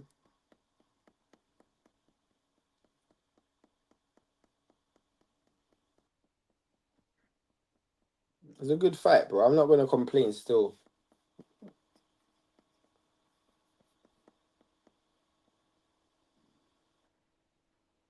Good shot again from Zurdo Ramirez. Dorticos, like for me, if I was Dorticos, like watching this fight, I still would say you can still make something of yourself at cruiserweight because there's guys at cruiserweight that I can actually see Dorticos beating. But this style was just the wrong style for you, you know. A guy who's always looking for a picture perfect punch is never gonna work against a Mexican because them Mexicans don't give a crap what they throw as long as it lands. You have to be a real slickster or a real disciplined fighter to beat these Mexicans. And Zurdo Ramirez is no different. Like this guy's got ring craft, ring generalship. He's got great punch variety. He's got great punch resilience. He's got a really good engine. He's a big cut like customer. He can fight going back, fight going forward. Like this guy, since he's been in cruiserweight, I've been very much impressed with his performances. He's shown me as everything that I need to see. Bro, I'm telling you, Zurdo Ramirez beats Jairo Opetaia. I'm telling you. I'm not even asking you. And I'm willing to take bets as well. I'm telling you, Zurdo Ramirez beats Jairo Opetaia. Because, and he didn't even look that impressive in this fight. But he won't look impressive in any fight. He'll just do this and win. Mexican fighters are so game. Yeah, game. Dorticos is holding his feet and trying to land power punches, but then look, who's right there, right there, right there. That's what I'm saying, bro. Like you can't, like, bro, this guy could fight for 13, 14 rounds, bro. He's a throwback fighter, bro. This guy will go down as the greatest Mexican big man of all time. Trust me. And he said he will fight at heavyweight. I can't even lie, bro. I can see this guy fighting at heavyweight and even beating some guys at heavyweight because his style was so unique, bro. Like this style, you can't plan for an easy fight unless you're Dimitri Bivol with elite footwork. And for me, there's no one at heavyweight that's got elite footwork. There's no one at cruiserweight that's got elite footwork. And that's why I'm saying, like, if you ain't got elite footwork, bro, and you're disciplined to just stay behind a jab and move, you're gonna be in this position where you're Dorticos, bro. Do you know what I'm saying? And you're not gonna stop this dude. Do you know what I'm saying, bro? I'm telling you, Zurdo beats Opetaia, bro. And I could literally see a world in where Zurdo moves up table. What a left hook from Zurdo Ramirez.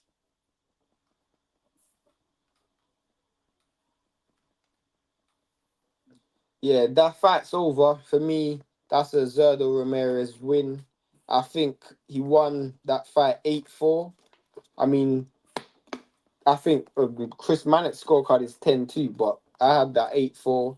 Obviously, with the knockdown, that will make it 8-3. So, pretty comprehensive victory, but he come back from behind to do it. Like he was losing the early rounds as well. You know what I'm saying? So credit to him, bro. Uh, you man hit the like button, hit the subscribe button. I think there's pretty much a comprehensive performance from Zurdo Ramirez. Dorticos ain't done no shaming himself still. Like he's an older guy. He tried his best. He done what he could in the fight, but I think he's dancing and bouncing around like he's won, but it's pretty comprehensive this victory. Especially with the not with the point deduction as well.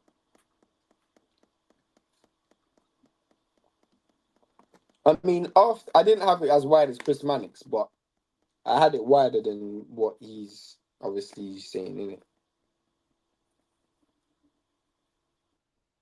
I didn't even know the Club World Cup was on the zone,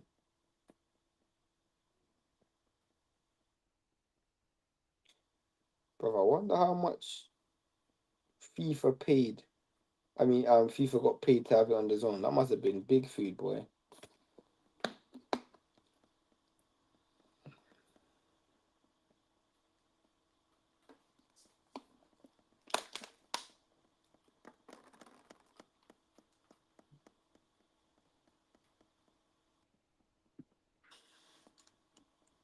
they're going to the scorecards now. Obviously the score. I wouldn't actually know what the scorecards is gonna read. Someone let me know what the scorecards is when they read it out, because obviously, uh, wait, yeah, someone let me know what the scorecards is when it's read out. I want to know how wide they have it, because I didn't have it as wide as Chris Mannix.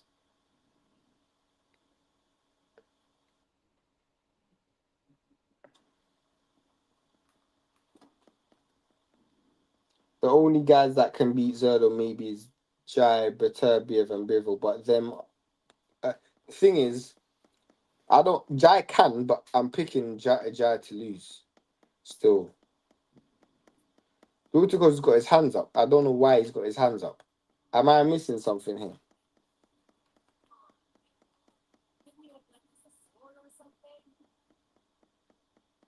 Yeah, Zurdo wins the fight.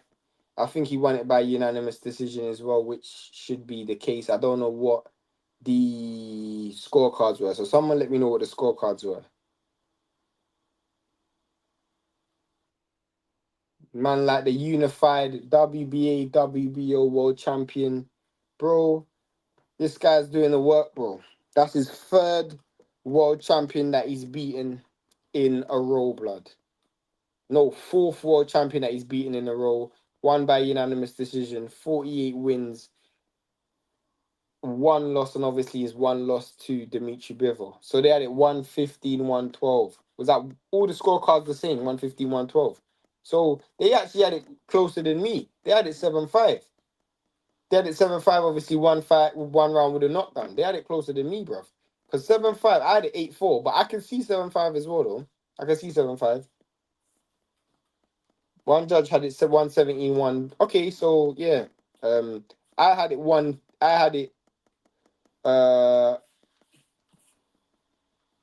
well, I probably had it 116, 110 or something like that. I don't even know. But I had it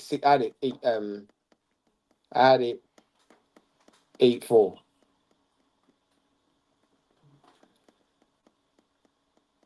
I need to hear what this guy's saying. I gotta listen to this after still, because obviously I can't turn the volume up for copyright purposes. But I'll listen to this after. Um but great performance, bro. As I said before, I'm picking Jai Opetaia to lose to Zurdo Ramirez. Zurdo's beating Jai, bro. Yeah, exactly. I did the same as you, bro. I did the same as you. I mean, I can see 7-5. I could even see a 9-3 maybe, but I had it at 8-4. For me, if it was up to me, I'd be going to my bed. But obviously, we got the main event still happening.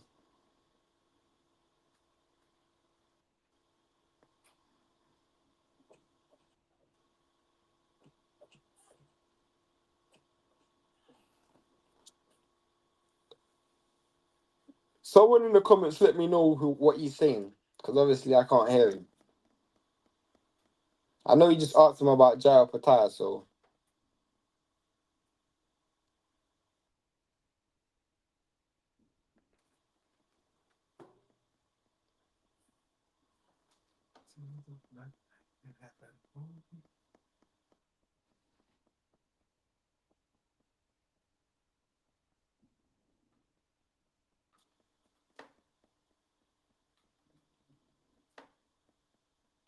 I just heard that he said he wanted Jai Opetaia next. That's all I heard.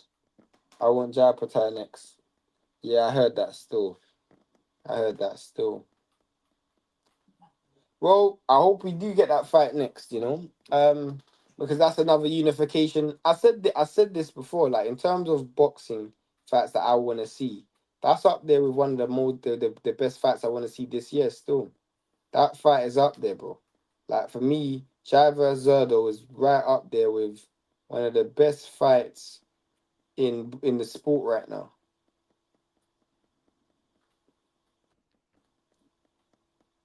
Yeah, no, brother. Of course, of course. Of course, Eddie and Oscar, they do a lot of business together, so I can't see why it should be a problem. They're both on the zone as well.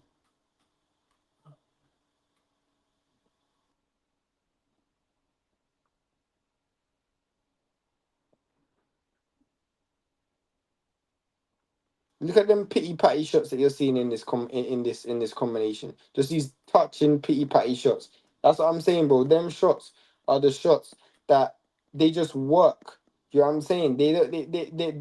Those shots are just there to keep the engine rolling, bro. Do you know what I'm saying? They're not. They're just shoe shining shots, bro. Do you know what I'm saying? That might not have great substance and might not have great power, but it's just they're just shoe shining shots, bro. That will just keep you in the fight, keep you in the round, and you all you need to do is land one big punch and you've won the round. They don't cost anything.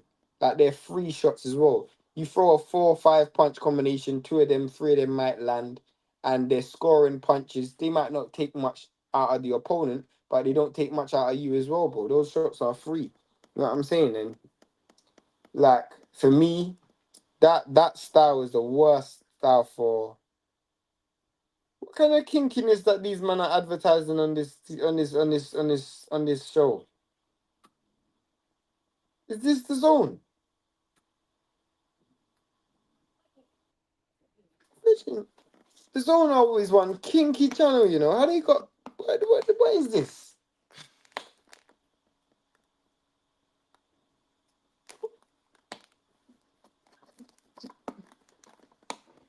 Man like Todd Grisham, you know, with Max Kellerman.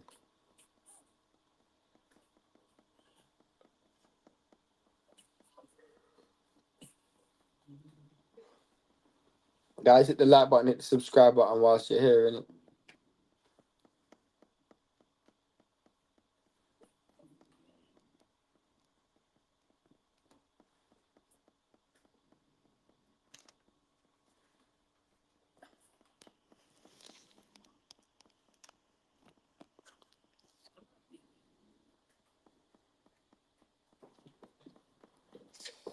To be fair, they're showing the preview of Katie Taylor versus Amanda Serrano, which I thought Amanda Serrano won the first fight. Still, I don't know. I can't remember who I thought won the second fight, but I definitely thought Amanda Serrano won the first fight.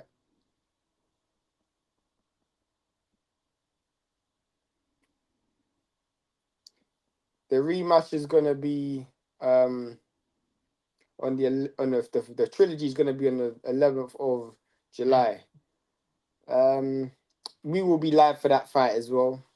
You know, live on Netflix. Netflix are taking over boxing. Yeah, that's what we're saying.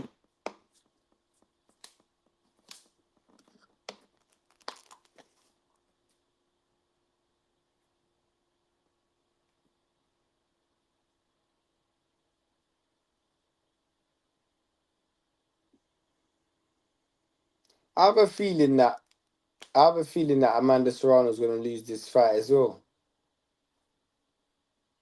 I think the third fight is going to be the most conclusive fight. I actually thought Amanda Serrano won the first one, but I think the third one's going to be the most conclusive.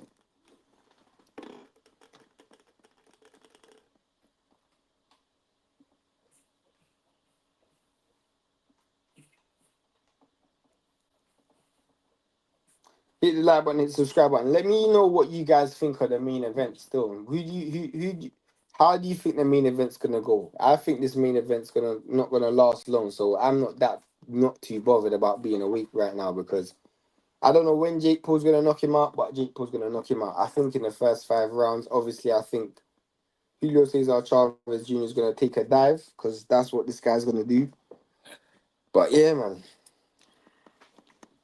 Taylor Serrano is a fight I will not be wasting my time to watch. Bruv, I'm not a massive fan of neither fighter in terms of their fighting style. So I wasn't excited about it and I'm still not.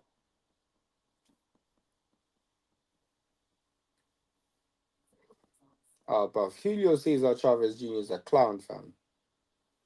That guy should have been in WWE, bruv. Mr. Chavez dive in 5. Probably. Oh my days. How did I not do that? Oh my days. Man, am I telling me Jake Paul to win by stoppage was plus 175? Bro, I should have put some money on that. What? Yeah, if Jake Paul won, if Jake Paul won by stoppage, if you put £100, you get £175 back. I'd have done that comfortably.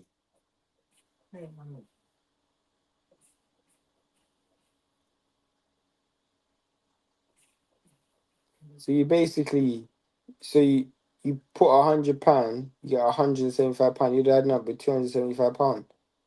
Yo, that is actually a bet I should have taken. I even checked the odds for this fight. I should have checked the odds for this fight still, and it's too late for me. But we're here, waiting for the main event. For those of you who are just coming into the stream, the main event's next. Zurdo Ramirez beats Dorticós by unanimous decision, which I don't think anyone was surprised by. And yeah, Jake Paul is about to fight Julio Cesar Chavez. To be honest with you, this fight's going to be so one-sided. And I know for a fact, like, when people are talking about, oh, did this person take a dive? Did Mike Tyson take a dive? Did Tyron Woodley take a dive? This one, we ain't going to have to ask the question. We know Julio Cesar Chavez Jr. is going to take a dive. That's something we know. So you don't even have to have those conversations.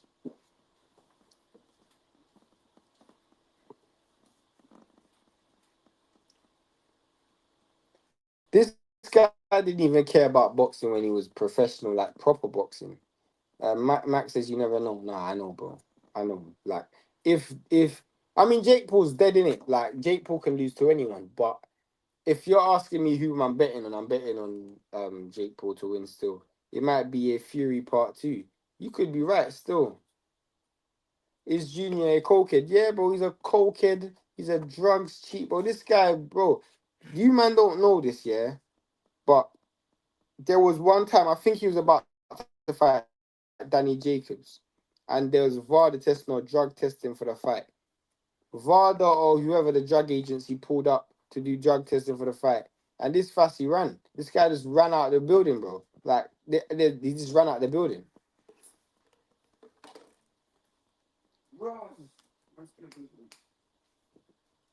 Mama just run out the building. Like, it's that real. I'm trying to figure out what fight it was.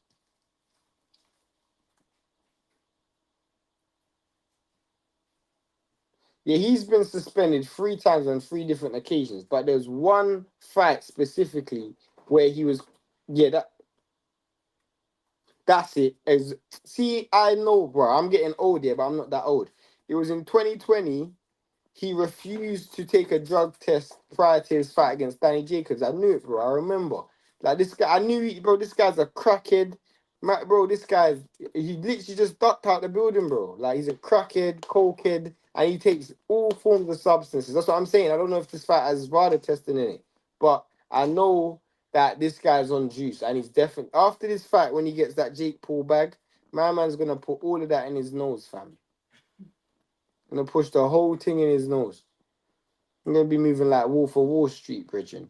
The fight goes to fake Paul's script once again. Now this is gonna be scripted. I don't know about the other fights, but I know this is scripted because this guy, when he was a pro, all he cared about was money.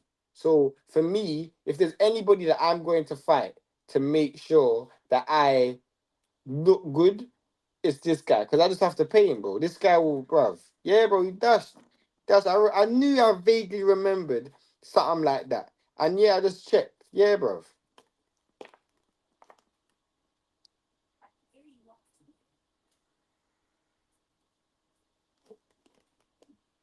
Jake Paul 11-1, 7 knockouts. To be fair, the fact that he's made it. If you actually look at his record, yeah, he's probably made the most out of boxing that he could possibly have made. Forget money, I'm talking about in terms of like actual wins and legacy. You know, obviously it's a lot of cherry picks. One of them is Mike Tyson at 60, but at the end of the day, he's he's fighting professionals, isn't it? Yeah, I'm saying like they're old professionals, but he's fighting them. Like this Julio Cesar Chavez fight and the Tommy Fury fight. Obviously, other than the Julio Cesar Chavez being on drugs and no drug testing, this is actually a legitimate professional fight because he's fighting a legitimate boxer. Whilst Julio Cesar Chavez is over the hill, it's like when you got fighters who fight journeymen on the come up, like a Opetaia, for example. This is genuinely a real fight. Yeah, that's my point. And if he wins this fight, it'll be 1-1 because regardless, I know people are gonna say, um, Julio Cesar Chavez is dead or he's old or whatever. I hear you, but Julio Cesar Chavez is a legitimate fighter. He has legitimate, like he is a professional fighter. He's not a professional UFC fighter or professional breakdancer or whoever he's been fighting. He's actually a professional fighter, and he's gonna win comprehensively. I mean, Julio Cesar Chavez fought Canelo. You know what I'm saying? So,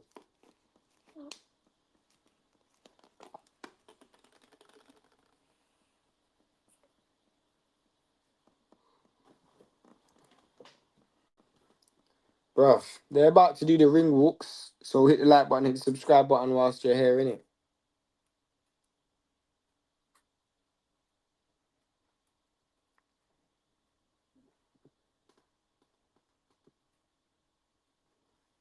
In fact, before the fight starts, I'm literally gonna come back. Still, um, I need to take a piss. Still, 1 second.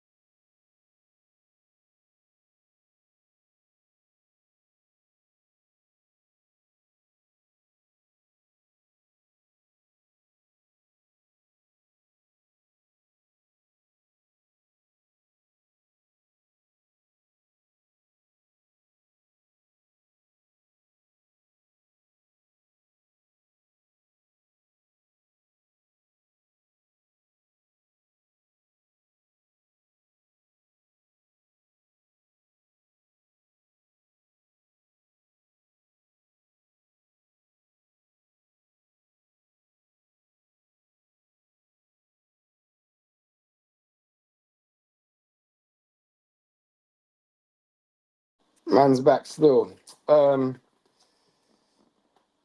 Bro, I can't even believe that. I can't even believe that. My man fought Anderson Silva and lost. I didn't even know that, you know. Man fought Anderson. He fought a UFC fighter and lost. So he fought someone that Jake Paul's already beat and lost. That's flipping mad. That is flipping mad. But I'm telling you, the matchmaking from Jake Paul's been amazing, blood. These man picked the right fights at the right time. The maddest thing is, yeah, Julio Cesar Chavez isn't even a natural cruiserweight. The only reason why he's fighting at cruiserweight is because he's just out of shape, blood. Like, if he was in any fight in shape, he would be fighting at, like, even him out of shape was under the 200-pound limit. Like, he was comfortably within the 200-pound limit as well. Like, comfortably. Like, he was like 190 something pounds, 198 pounds. So that's what makes it even worse.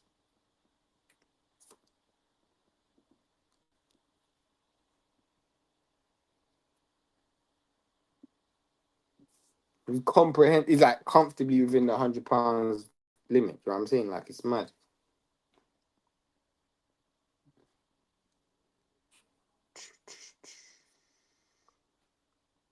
Um, bruv, I don't, bruv. This is what I hate about, bro. This is something that we need out of boxing, bro. This whole national anthem crap. I ain't trying to hear none of that, bro. Bro, let's do a petition. You know how Showbiz done a petition for no running. Let's do a Showbiz. Let's do a a no national anthem petition, bro. Bro, I ain't trying to hear none of this crap, bro. I ain't trying to hear British, Mexican, American, Saudi Arabia. I ain't trying to hear none of them national anthems, bro. This is boxing, bro. Let's just get on with the fight. Like, these men are making this a Super Bowl. Like, come on, bro. Just get on with the fight, bro. You know what I'm saying? Like, two men are about to box the living crap out of each other. And you want to hear national anthem. This is not a sport of courtesy. This is barbaric, fam. What are we doing, bro? Let's just keep it grimy and gritty, bro. You know what I'm saying? When hearing national anthems and all of that. Less of that, bruv.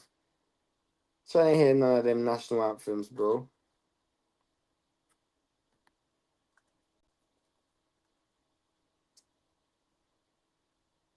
You man gotta keep the lights pumping, you know. Like, I don't even know. Like, I don't know how much you lot are in there, but just keep the lights going, bro.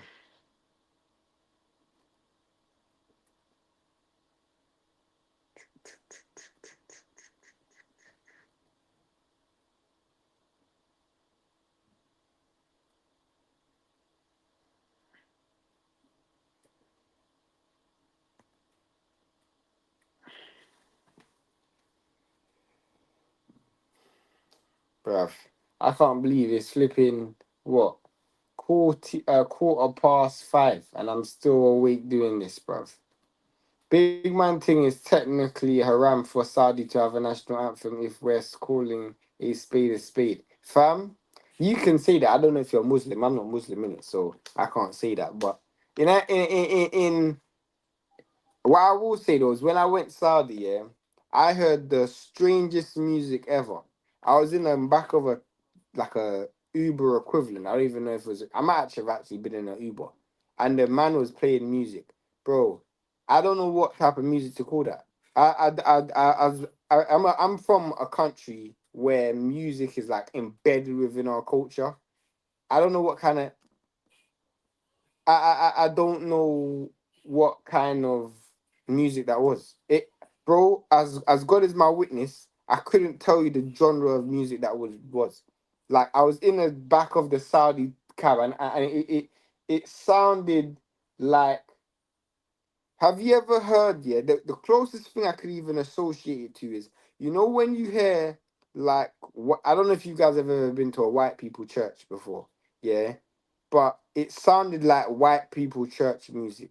That's what it sounded like. Like, bro, I don't even know. It just sounded mad, fam. It sounded like Vatican music. Sounded like the music you will hear in the Vatican. Like that, bro, is mad. It was one of the maddest sounds I've ever, bruv. To this day, if you were to ask me what type of music, I couldn't tell you. I don't think there was instruments that I've ever seen on, like, there was not one instrument that I know of. I am, but it's mad fun. That's what I'm saying. You're a Muslim in it, so you can tell me what haram is and what isn't haram in it. But in my opinion, I ain't trying to hear that in boxing, bro. It's not even just about Saudi. I ain't trying to hear no national anthem. I ain't trying to hear a British one. I ain't trying to hear none of that. I don't even really want to hear Sweet Caroline, but I do it for the vibes in it. But the American, none of that, bro. I ain't trying to hear none of that crap. I'm trying to hear none of that. And you got a Mexican and bruv, this is all dead, fam. This is all dead. I ain't trying to hear none of that. It's spooky as trust me. It's bruv, I ain't trying to hear none of that. Like this whole it's dead, fam. Trust me. That's one thing that if they eradicate, because they got rid of ring card gal. Saying that though, they got two white gal in the ring. That's just quite appealing. Um, but they got rid of ring card gal. They should have got rid of national anthems, bro. That's what they should have got rid of. Because for me, that shit is dead, fam. Where the hell am I listening to a national anthem?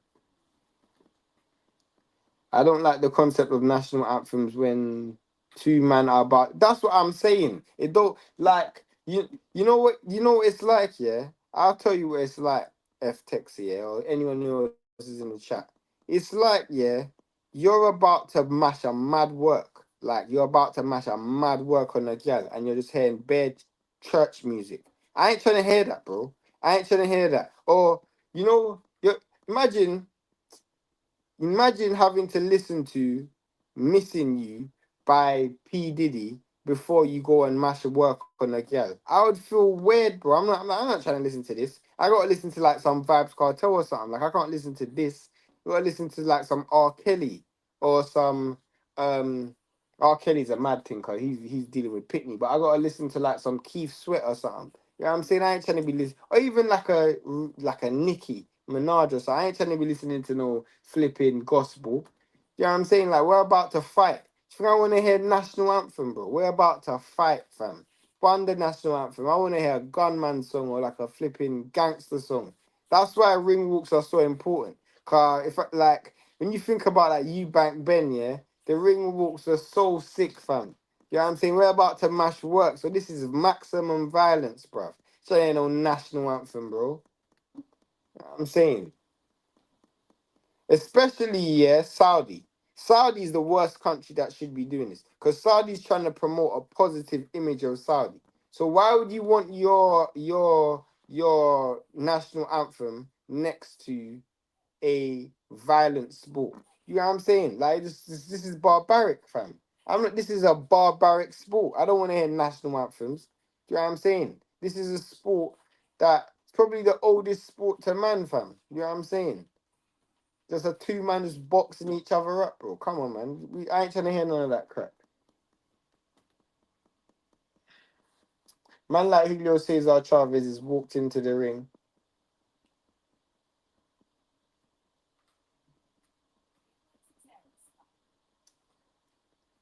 and Jake Paul's come out in some flipping, I don't even know, some coming to America costume. No, he's wearing Mexican clothes.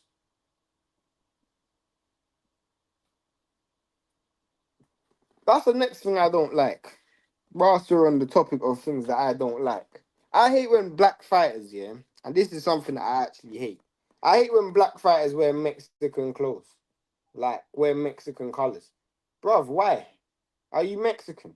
I hate that. Bro, you're not Mexican, bro. Why I hate when like I've seen people rock Mexican colors. You're not Mexican. Do you know what I'm saying? You're just begging, fam. I hate when people do that. Like I get when Floyd done it because he was doing it to do as a mockery because he was taking the piss. But then everybody's doing it like, oh, they're jumping on this Mexican bandwagon. That's what I'm saying, bro. I don't understand about American people, bro. Like I see a lot of American fighters do this. I don't understand it. Like I love America, but fam, you man need to explain why you lot do this. Still, I don't understand. You lot have your own culture. Like why you buying the next man's culture? I don't get it, bro. I genuinely don't get it.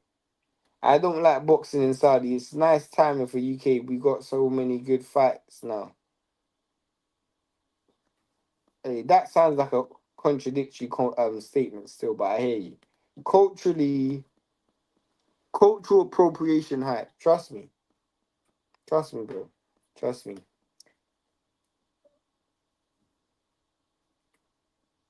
fam. I don't want to say what I was gonna say because it'll probably get us cancelled. But Jake Paul's got no rhythm, fam. Like this guy, like he's got no rhythm. Like even when I see this guy fight, he just reminds me of a guy. Like if you were to listen, like play music to Jake Paul's fighting style, it would just be a scratch disc. You know what I'm saying? That's what he just. He's just got no rhythm. He's kind of stylist. You know what I'm saying?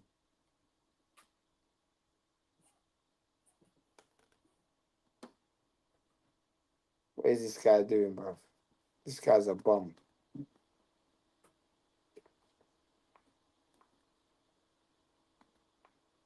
You know what I mean? It's nice time for the in the UK. We get to see good fights. It's just that yeah, for me, bro, I've been Saudi in it, so my opinions on Saudi's out there. You know what I'm saying? Like I've been to Saudi, and my opinions on boxing in Saudi is out there in it. You don't already know my opinion on boxing in Saudi still. Like this is bringing us back 200 years, fam. It's back to Mandingo fighting. And they're just fighting for a check, which is good, innit? You fight for money, but come on, bro. Like there's no vibe over there, bruv. I've been there. So, like, if anybody, like, you know, when these people tell you, oh, boxing in Saudi is amazing. Don't listen to them, bro. They're getting paid. I'm not getting paid, innit?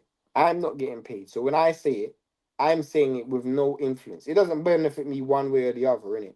Like, for me to say that boxing is good or bad, it don't benefit me. And I'm saying boxing in Saudi is dead still. I've been to like 20 fight cities, bro. I've been literally around the world watching boxing. And the worst country I've ever watched boxing in is Saudi. And like, and I'm just telling you based on my opinion. You know what I'm saying? Like, it's not even close. It's just not, yeah, it's dead.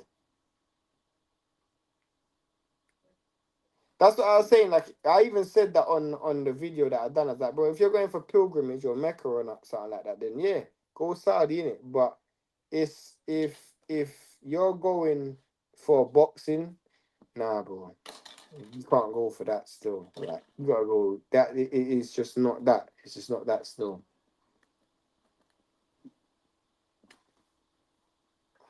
Bro, I'm hoping this fight don't last that long still, because can't lie, I'm slight tired still. What the frig is this phone not charging?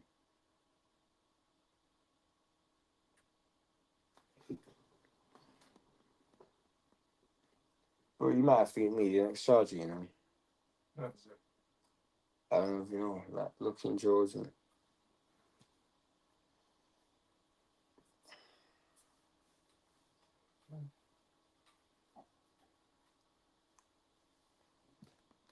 I went Mecca and to stay with family. Other than that, it's so dead out there, bruv.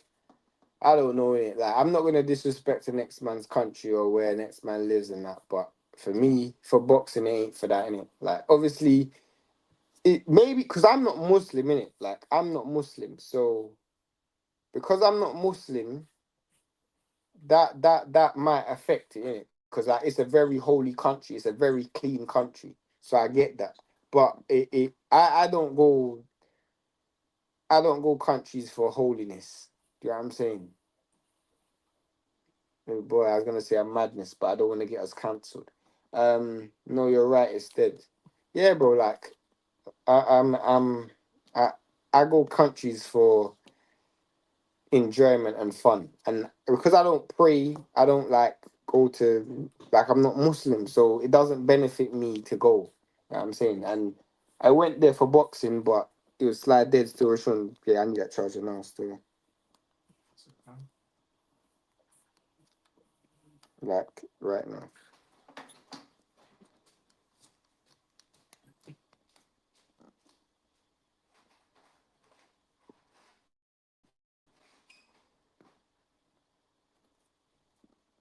Other than for religious purposes, it's dry. Yeah, trust me, bro. The facts, the Saudi as a country,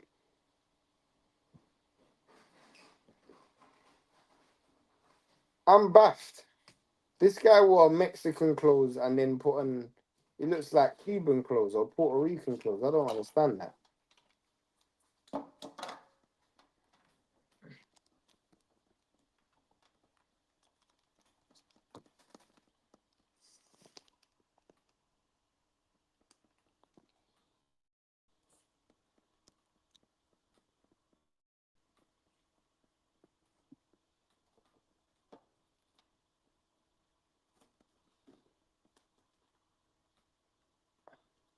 We're going into round one, and bruv, this fight might be over in round one, but let's see how it goes.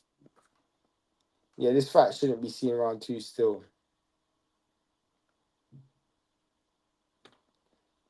Round one.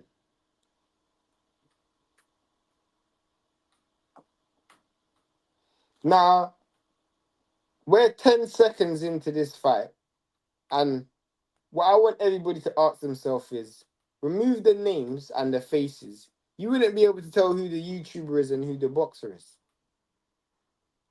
Like Jake Paul actually looks like the boxer, and Chavez looks like the YouTuber. Like this guy is just out of shape, bro. This guy's literally just here for money. Like he's not. You can literally look at him. He's not a natural cruiserweight, bro. Like even with him out of shape, not even training, he still can't make the cruiserweight limit. Like, at least Jake Paul is a natural cruiserweight, bro. This guy's a big dude. They are both bums still, but Jake Paul's got money in it, so it is what it is. Good body shot from Jake Paul. Jake Paul's looked like he's just loading up on body punches still. You know what I'm doing? I'm watching this fight thinking, can Jake Paul beat Badou Jack? I'm not even watching this fight thinking, can Jake Paul win this fight because he's going to win anyway. But can Jake Paul beat Badou Jack? That's what I'm looking at.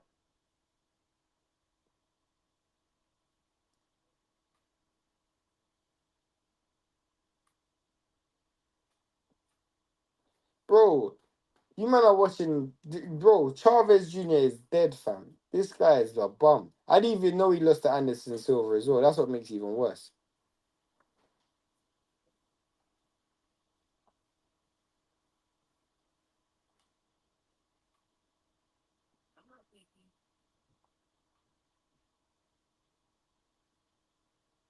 Oh my days, that's a big shot from Jake Paul, you know. Jake Paul is just trying to line up that right hand. I haven't seen Julio Cesar Chavez Jr. for one punch. I don't even know what his game plan is. Man like this just deserves to get knocked out in the first round. Like a Tevin Farmer team, bro. Just get knocked out, bro. I don't really want to see this crap.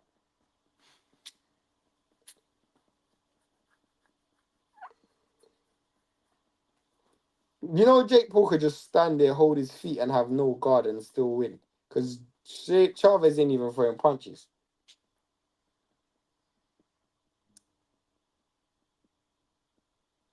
My man's out here moving like William Skull, bro.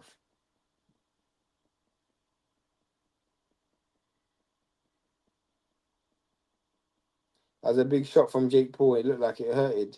It hurted? It looked like it hurt Jake Paul. Julio Cesar Chavez Jr. Mama said it was the back of the head, but that looked clean to me. This guy's running like a gal.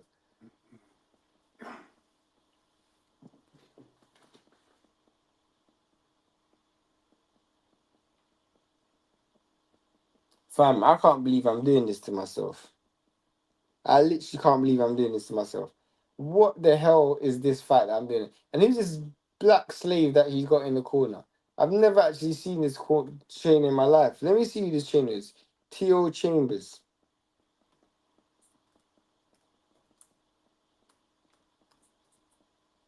Who the hell is that?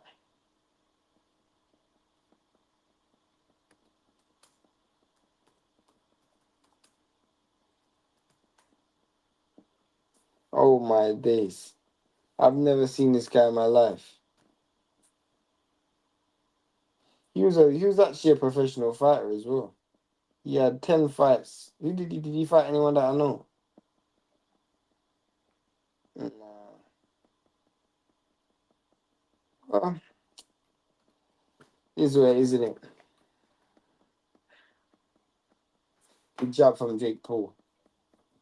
One thing I will say about Jake Paul is, yeah, he wants to be a fighter so much. He actually is a fighter. What am I talking about? He wants to be like a good boxer so much. Like he tries so hard. That's one reason why I can't really cuss this dude because he actually does put a lot into it still. A lot of money, a lot of time into boxing. I can't even cap. Like it's not even a flash in the pan type of thing. He literally tries.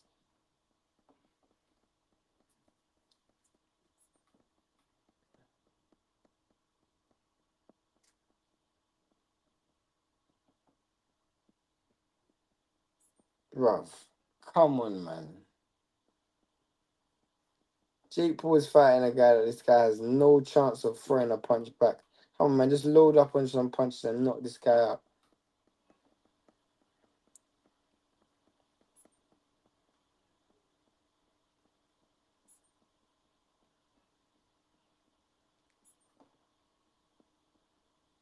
Can this person beat Badou Jack? That's the question.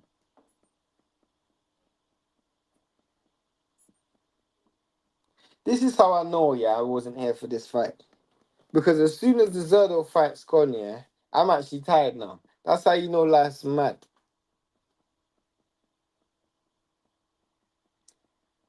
based on 1 round and 1.5 rounds, I don't think Jake Paul can beat Badou Jack still.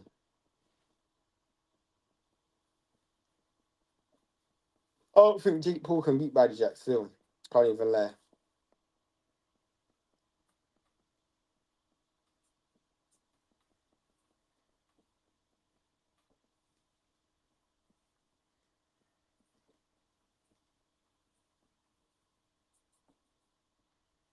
Good jab from Jake Paul. This fight is so dead. Oh my days. You got Jake Paul trying to do some flipping. I even know he's trying to do some Anthony Joshua impression. I even know who he's trying to be right now. And then you got Julio Cesar Chavez. This guy's just dead. This is a walking punch bag, bro. In fact, a running punch bag. This guy is so crap, fam.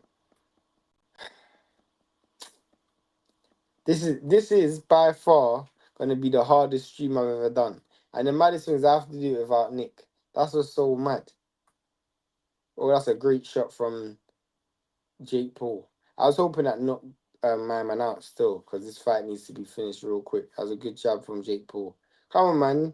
Land some big punches and get this guy out of here, bruv. I have a bad feeling about this going the distance, you know.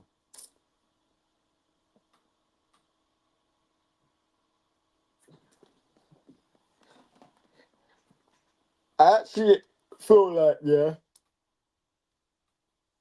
if this fight is in the WBC rankings, I actually might turn pro, fam. All I need to do is get a big social media platform, and bro, the WBC will put me in their rankings, because that's all they care about is if you have money and social presence.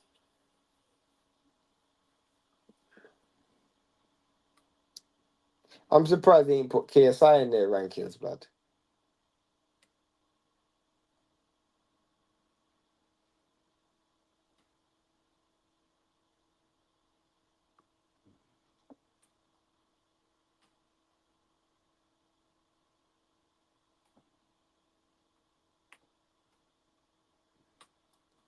We're going into round 3. Jake Paul's run center ring again. Oh, bro, this is a mad thing.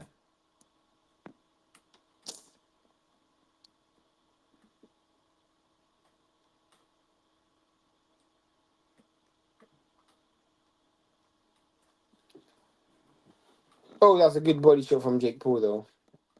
That was a really good body shot from Jake Paul.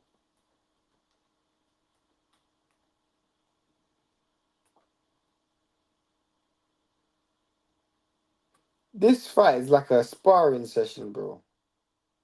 Like, I don't even think Julio Cesar Chavez has come to win.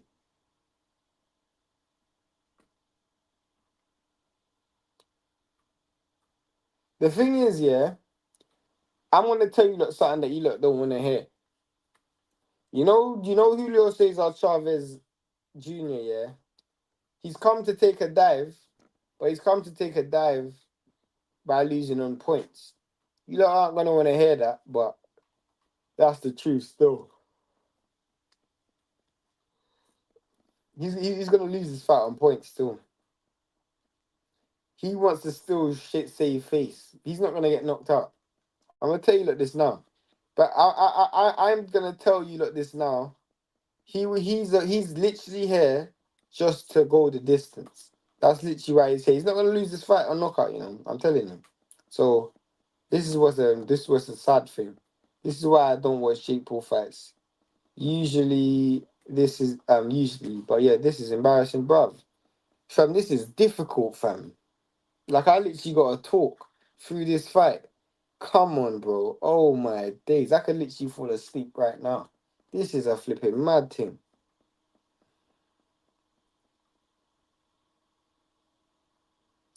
Julio Cesar Chavez is supposed to be a fighter. What is this, bro?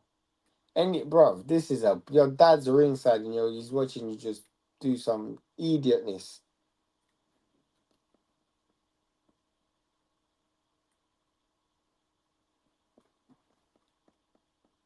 Bro, is this guy gonna throw a punch?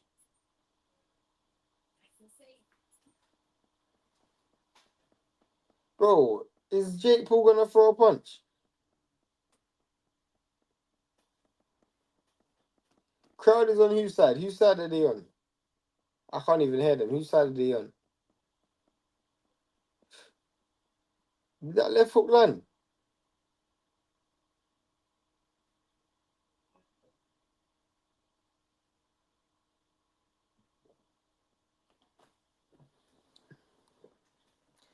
Obviously, I'm not scoring none of these rounds because this is a dead fight. But I'm gonna tell you like a bad thing in it. We got another 6 rounds to go. Oh my god. God forgive me, bro. This is so dead. But they are booing when he's not throwing. Bro, bro, this fight, I don't even know why this fight is even happening, bro.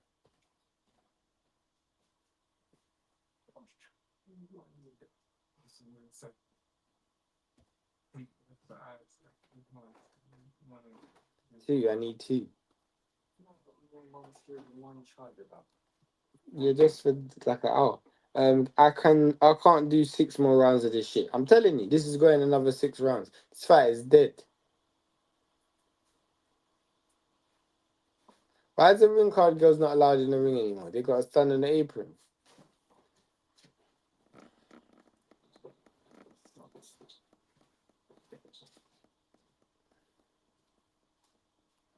What a great shot from Jake Paul. Come on, man, knock this guy out, bro. Bro, I need something to stay awake because this is difficult.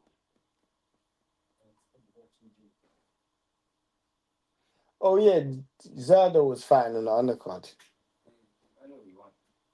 Yeah. Good body shot from Jake Paul. Oh, you got knocked out in the first round. Yeah, Tevin Farmer got knocked out in the first round. Floyd Schofield just ran him over. Quick things, fix things. 3 times. Knocked him down 3 times in the first round. Trust me. Come on. Come on. Why is Julio Cesar Chavez talking to the ref? Jake Paul just knocked this guy out, bro. Do the world a favour. I've never wanted a scripted knockout more than I want it now.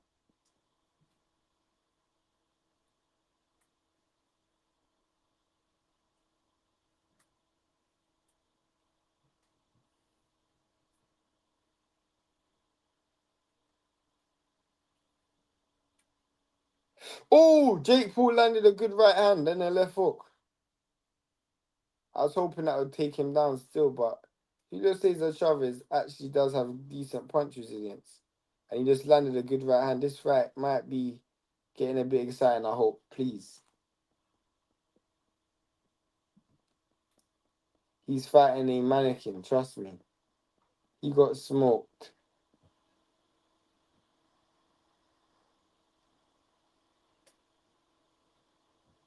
I don't know if you're ahead of me. What are you talking about? Is the fight over? Well, he got smoked. You got smoked, bro.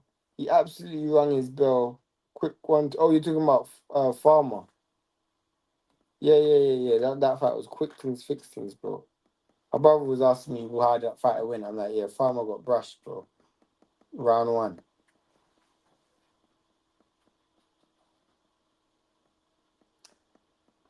This is embarrassing, fam. That was a good shot from Julio Cesar Chavez Jr., though. Bro, this is embarrassing. I blame myself, though. Because why? Oh, my God.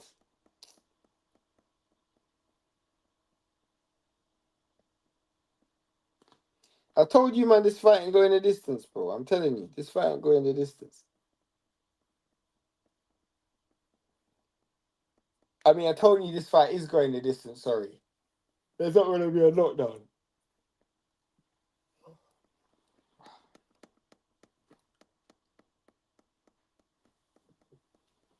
You got to run it back with Shakur. Who? Floyd Schofield. Yeah, bro, I actually wouldn't mind that fight still. I wouldn't mind that fight still. Because Floyd looked good in that fight. He might cause Shakur problems. Nah, he's not making a dive, trust me.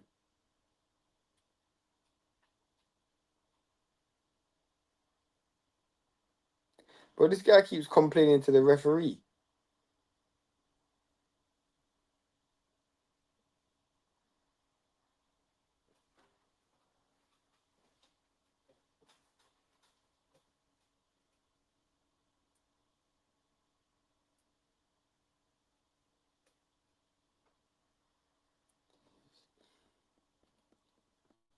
I ain't watching a Jake Paul fight until he's fighting someone under 30 at this point. Yeah, bro, I'm done.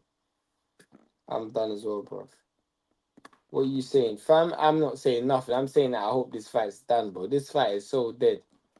And no cap, it could get tricky for Shakur. Trust me, I genuinely feel like it can. Chavez got too much family pride to be taking dives. Bro, that might be right. I can't lie. Because he's not taking a dive right now still. But he's losing the fight, though.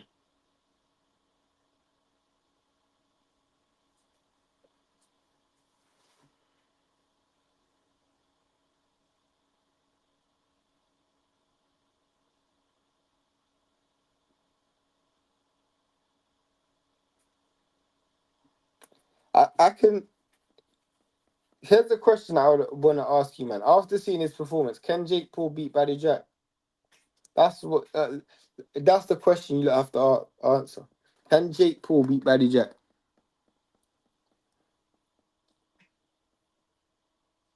Because I'm going to say no.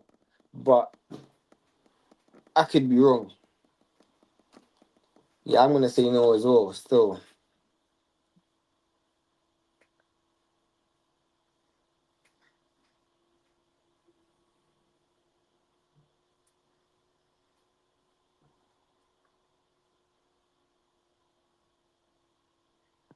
My man's grabbing, boy. Flipping hell.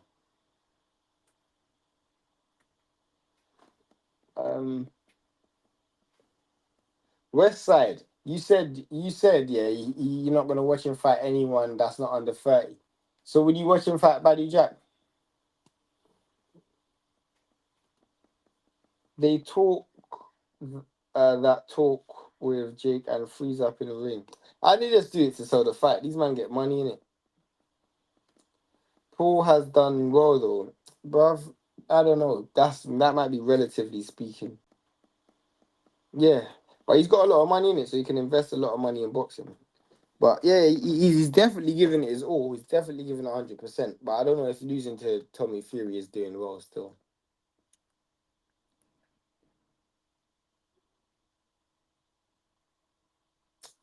Fam, this is so dead, fam. Oh my days.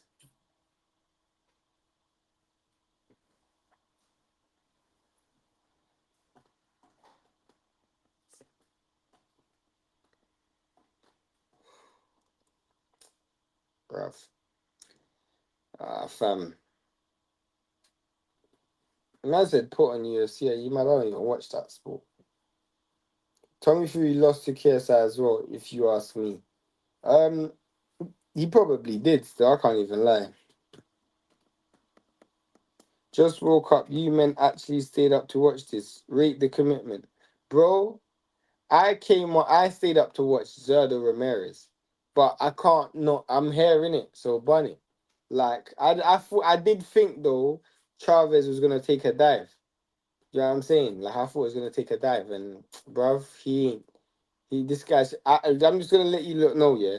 As soon as this fight's done and the scorecard's read out, I'm turning off the live. Like literally, I don't care if 100 of you lot flood through the comments. I swear, I'm turning off the live.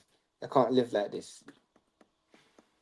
I put on the UFC, have this on the side. I respect it still, bruv. I'll keep you posted, but to keep it real, ain't nothing gonna happen.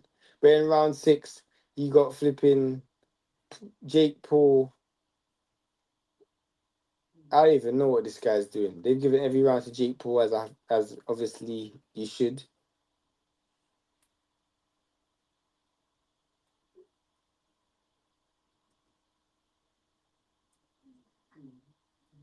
The good body shot from Jake Paul.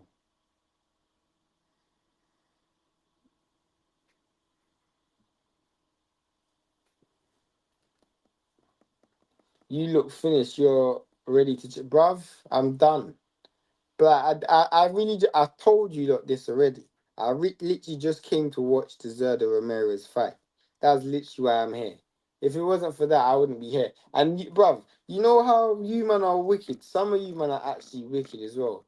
Because some of you that wanted me to be on live from Tevin Farmer all the way to now. That would have been like a 5-hour live. Me by myself. You lot must have been on drugs, fam. Never was I ever going to do that. Fam, I'm slightly surprised that I stayed up for the Curiel fight. I should have went live as soon as the Zordo fight happened. I'm disappointed that I'm live for this. I've literally been live for 3 hours. This is sly mad. Bro, Zordo was my main event, but I'm hearing it. So what do you want me to do? Like, it's sly dead.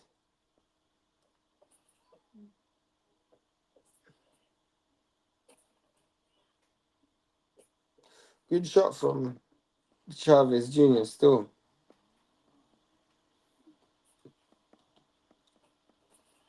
Oh, fam. What life is this? That I have to stay up and watch Jake Paul. I don't care. Yeah. When Nick comes back here, I want some overtime payment because this is terrible.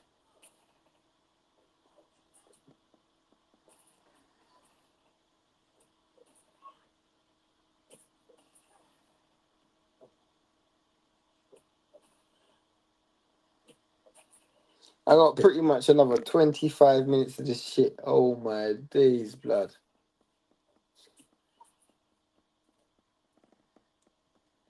Yeah, this is so dead, blood. Oh my gosh.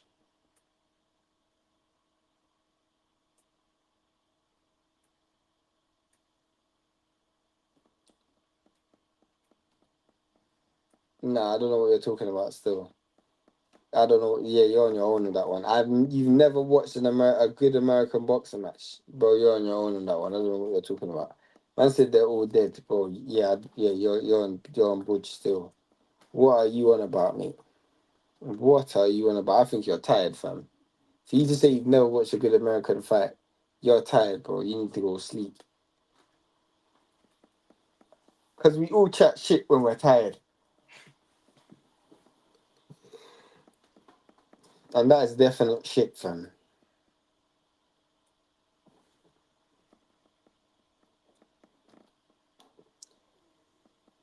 What do you mean you've never watched? What do you mean you're unlucky? I'm baffed, bro. What are you talking about? How have you never watched a good fight? What do you mean? Are you mad? I can tell you like 20 fights without even thinking that you can watch.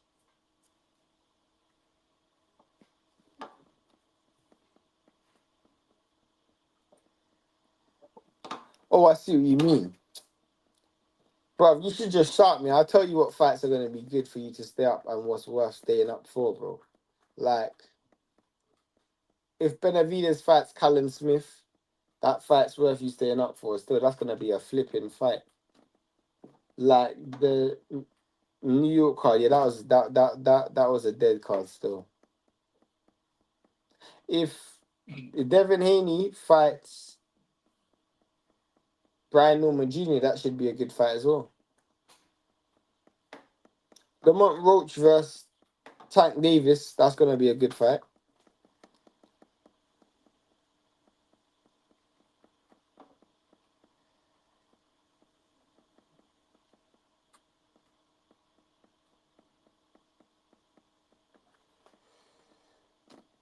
The UFC start after this and it's already done. Yeah, that's what I'm saying, bro. I'm not a UFC fan anyway. Like, UFC's not my sport still.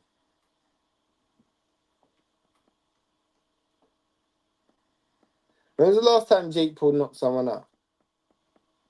Someone let me know. When was the last time Jake Paul knocked someone out?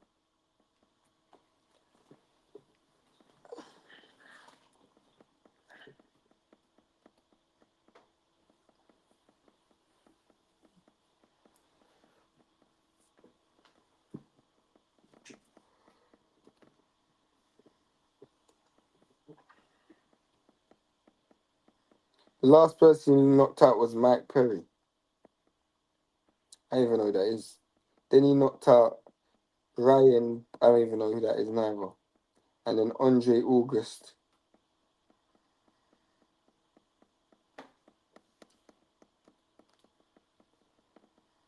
I think Wardley.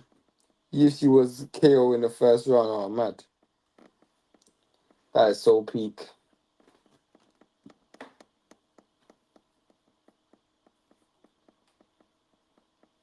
No, he got slept. He got slept. He got slept. He got slept. I don't know he got slept. UFC they get to it. Trust me. Trust me. That Mike guy is an ex UFC fighter or seen. I don't watch UFC still, so I wouldn't even know.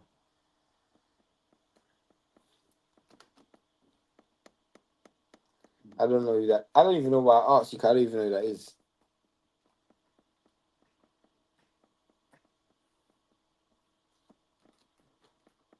Charles Oliveira. Yeah, that name doesn't ring a bell. Let me see how he looks. See if I've seen him before.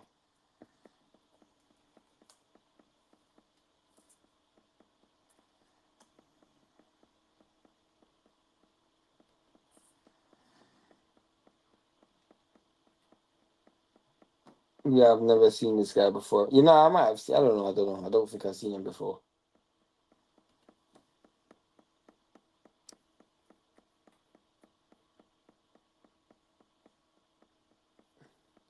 West Side.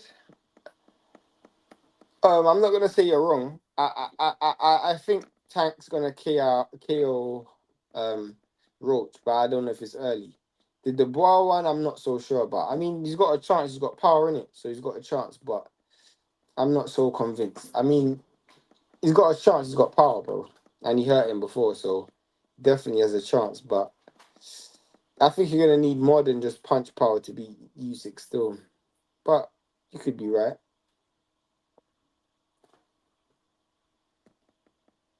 Love my bro. Mac, I can't blame you still because I would have done the same thing. I would have done the same thing, blood. Like, I would have, if it weren't for me having to be professional, I'd have gone to my bed as well. Like, can't even lie. This is sly, a waste of time.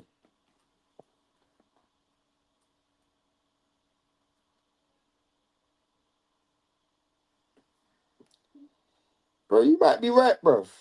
You might be right. Like, I don't know, but you might be right, ain't it? Like, you think he's gonna come there, it's I don't know. You might be right. Roach is gonna go sleep within 5. I don't know. Roach has got a good chin still, and he's fought Tank so many times. He knows him. That's the reason why I'm not so convinced it's gonna be early. Shane in a bit. I'm off to bed.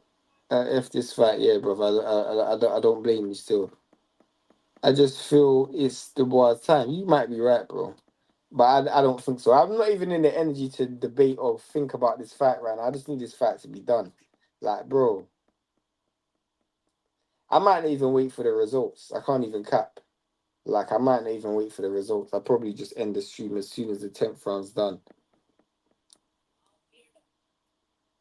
Whilst this fight's happening, let me just do a quick outro so I don't have to do an outro later. Long story short, for you those who don't know, we're launching a new channel within the next month, so just stay posted and keep tuned for that. If you guys want to watch content that's not about sports, but it's still unfiltered. So it's just going to be only facts, but just different content. A bit similar to like what you saw with the Abby video and the Showbiz video, where we're just talking about just random topics. If you guys want us to have like to talk about specific topics, just DM us. We'll talk about the topic and we'll just give you an unfiltered version of the video. Obviously like and subscribe. We got a few videos coming out in the next coming days, and then obviously this week's podcast. So just stay tuned for the action. Love for the support, innit? Um, First guest on the new channel is Shensia. Bro, fam, You don't need to understand, yeah. When you got say Shensia around me, it's a different. It's like I have a different. I have a different reaction. Just the name Shensia just changes my mindset and my mood. Like I now have the energy to watch the rest of this fight just by you saying Shensia. Do you know what I'm saying? That's where it is. You know what I'm saying? Like, bruv, Shensia wouldn't want to meet me in it. Like not even on a weird level. Like not even on a level where I'll be weird. But she wouldn't want to meet me, fam, because I'll be Steph Curry, fam. I'm not even gonna lie, I'll be shooting every shot that I can shoot, fam. Trust me.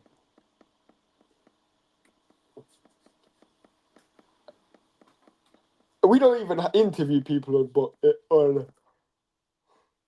on boxing channels, bro.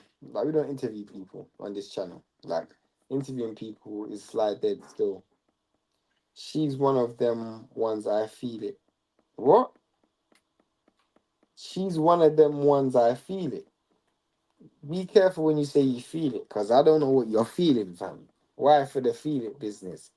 Like, you got to clarify what you're feeling. You man, hit the like button, hit the subscribe button. As I was saying, yeah, you got some. Stay tuned for obviously this week's podcast as well. Nick should be back this week. Get your mind right, G fam. My mind's right, bro. You know what I'm saying? My mind is right, fam. What is this? Please, someone tell me it's round 10. It's round 9, fam. Oh my days.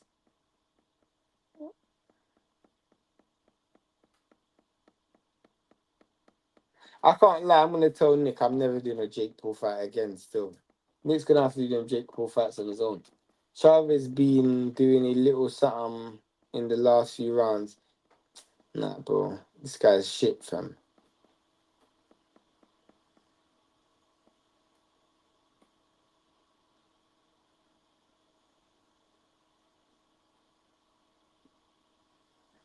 My man's arguing with the ref. Fam, just let the game go on, man. Flipping hell, blood. Trying to get no timeouts or no fights on pause.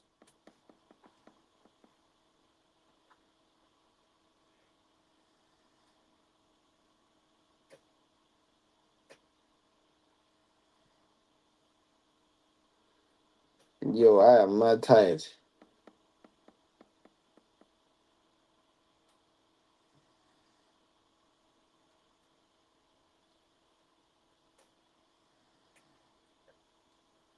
Bruv, this is so dead.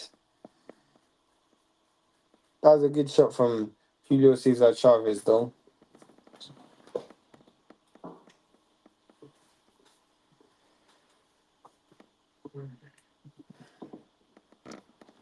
What's the next fight you watching? I don't even know. Nick's got the schedule, yeah, but we're definitely watching Shakur versus Opetaia, Belanga versus Shiraz. That card we'll definitely be going live for. We're going live for Dylan White, Moses Atama. Obviously, we're going live for Dubois versus Usyk. We're going live for bro, all the big fights that's happening. We're going live for. Just you know, let's just hope their fights are better than this. You know why I'm so tired? Because, like, I don't have any genuine interest in this fight. That's why. You know what I'm saying?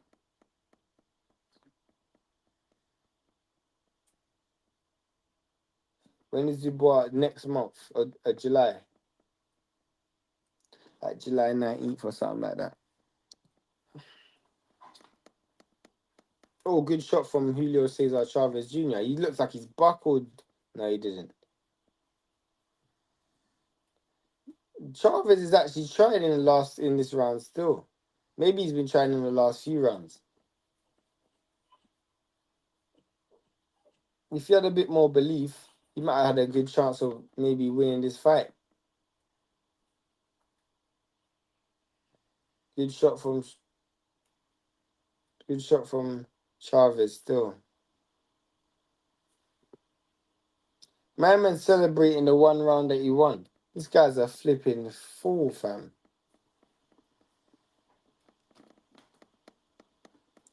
Yeah, what's he putting in the work for?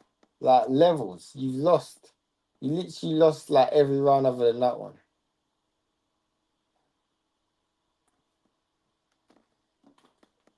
Bro, this guy's dumb, bro. This guy's putting his hand up, celebrating.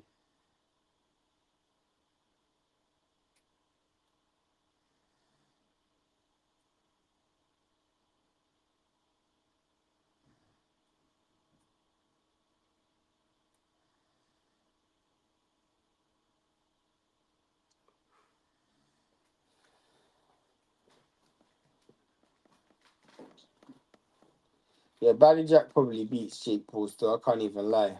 I was thinking that maybe there's this version of Jake Paul that wins a world title, but I don't think so. Still, this guy's just not good enough.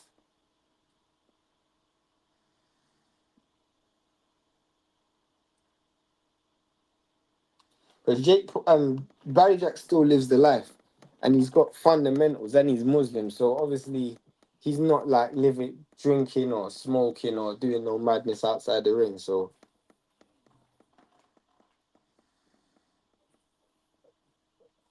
he'd shot from Chavez Jr.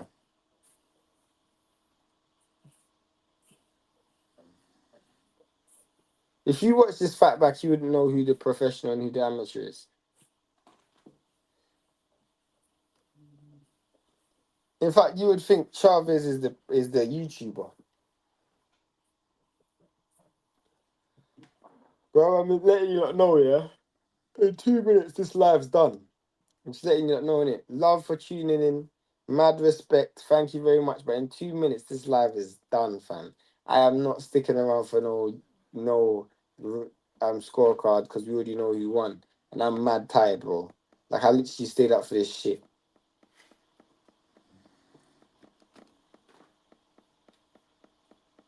You must be mad.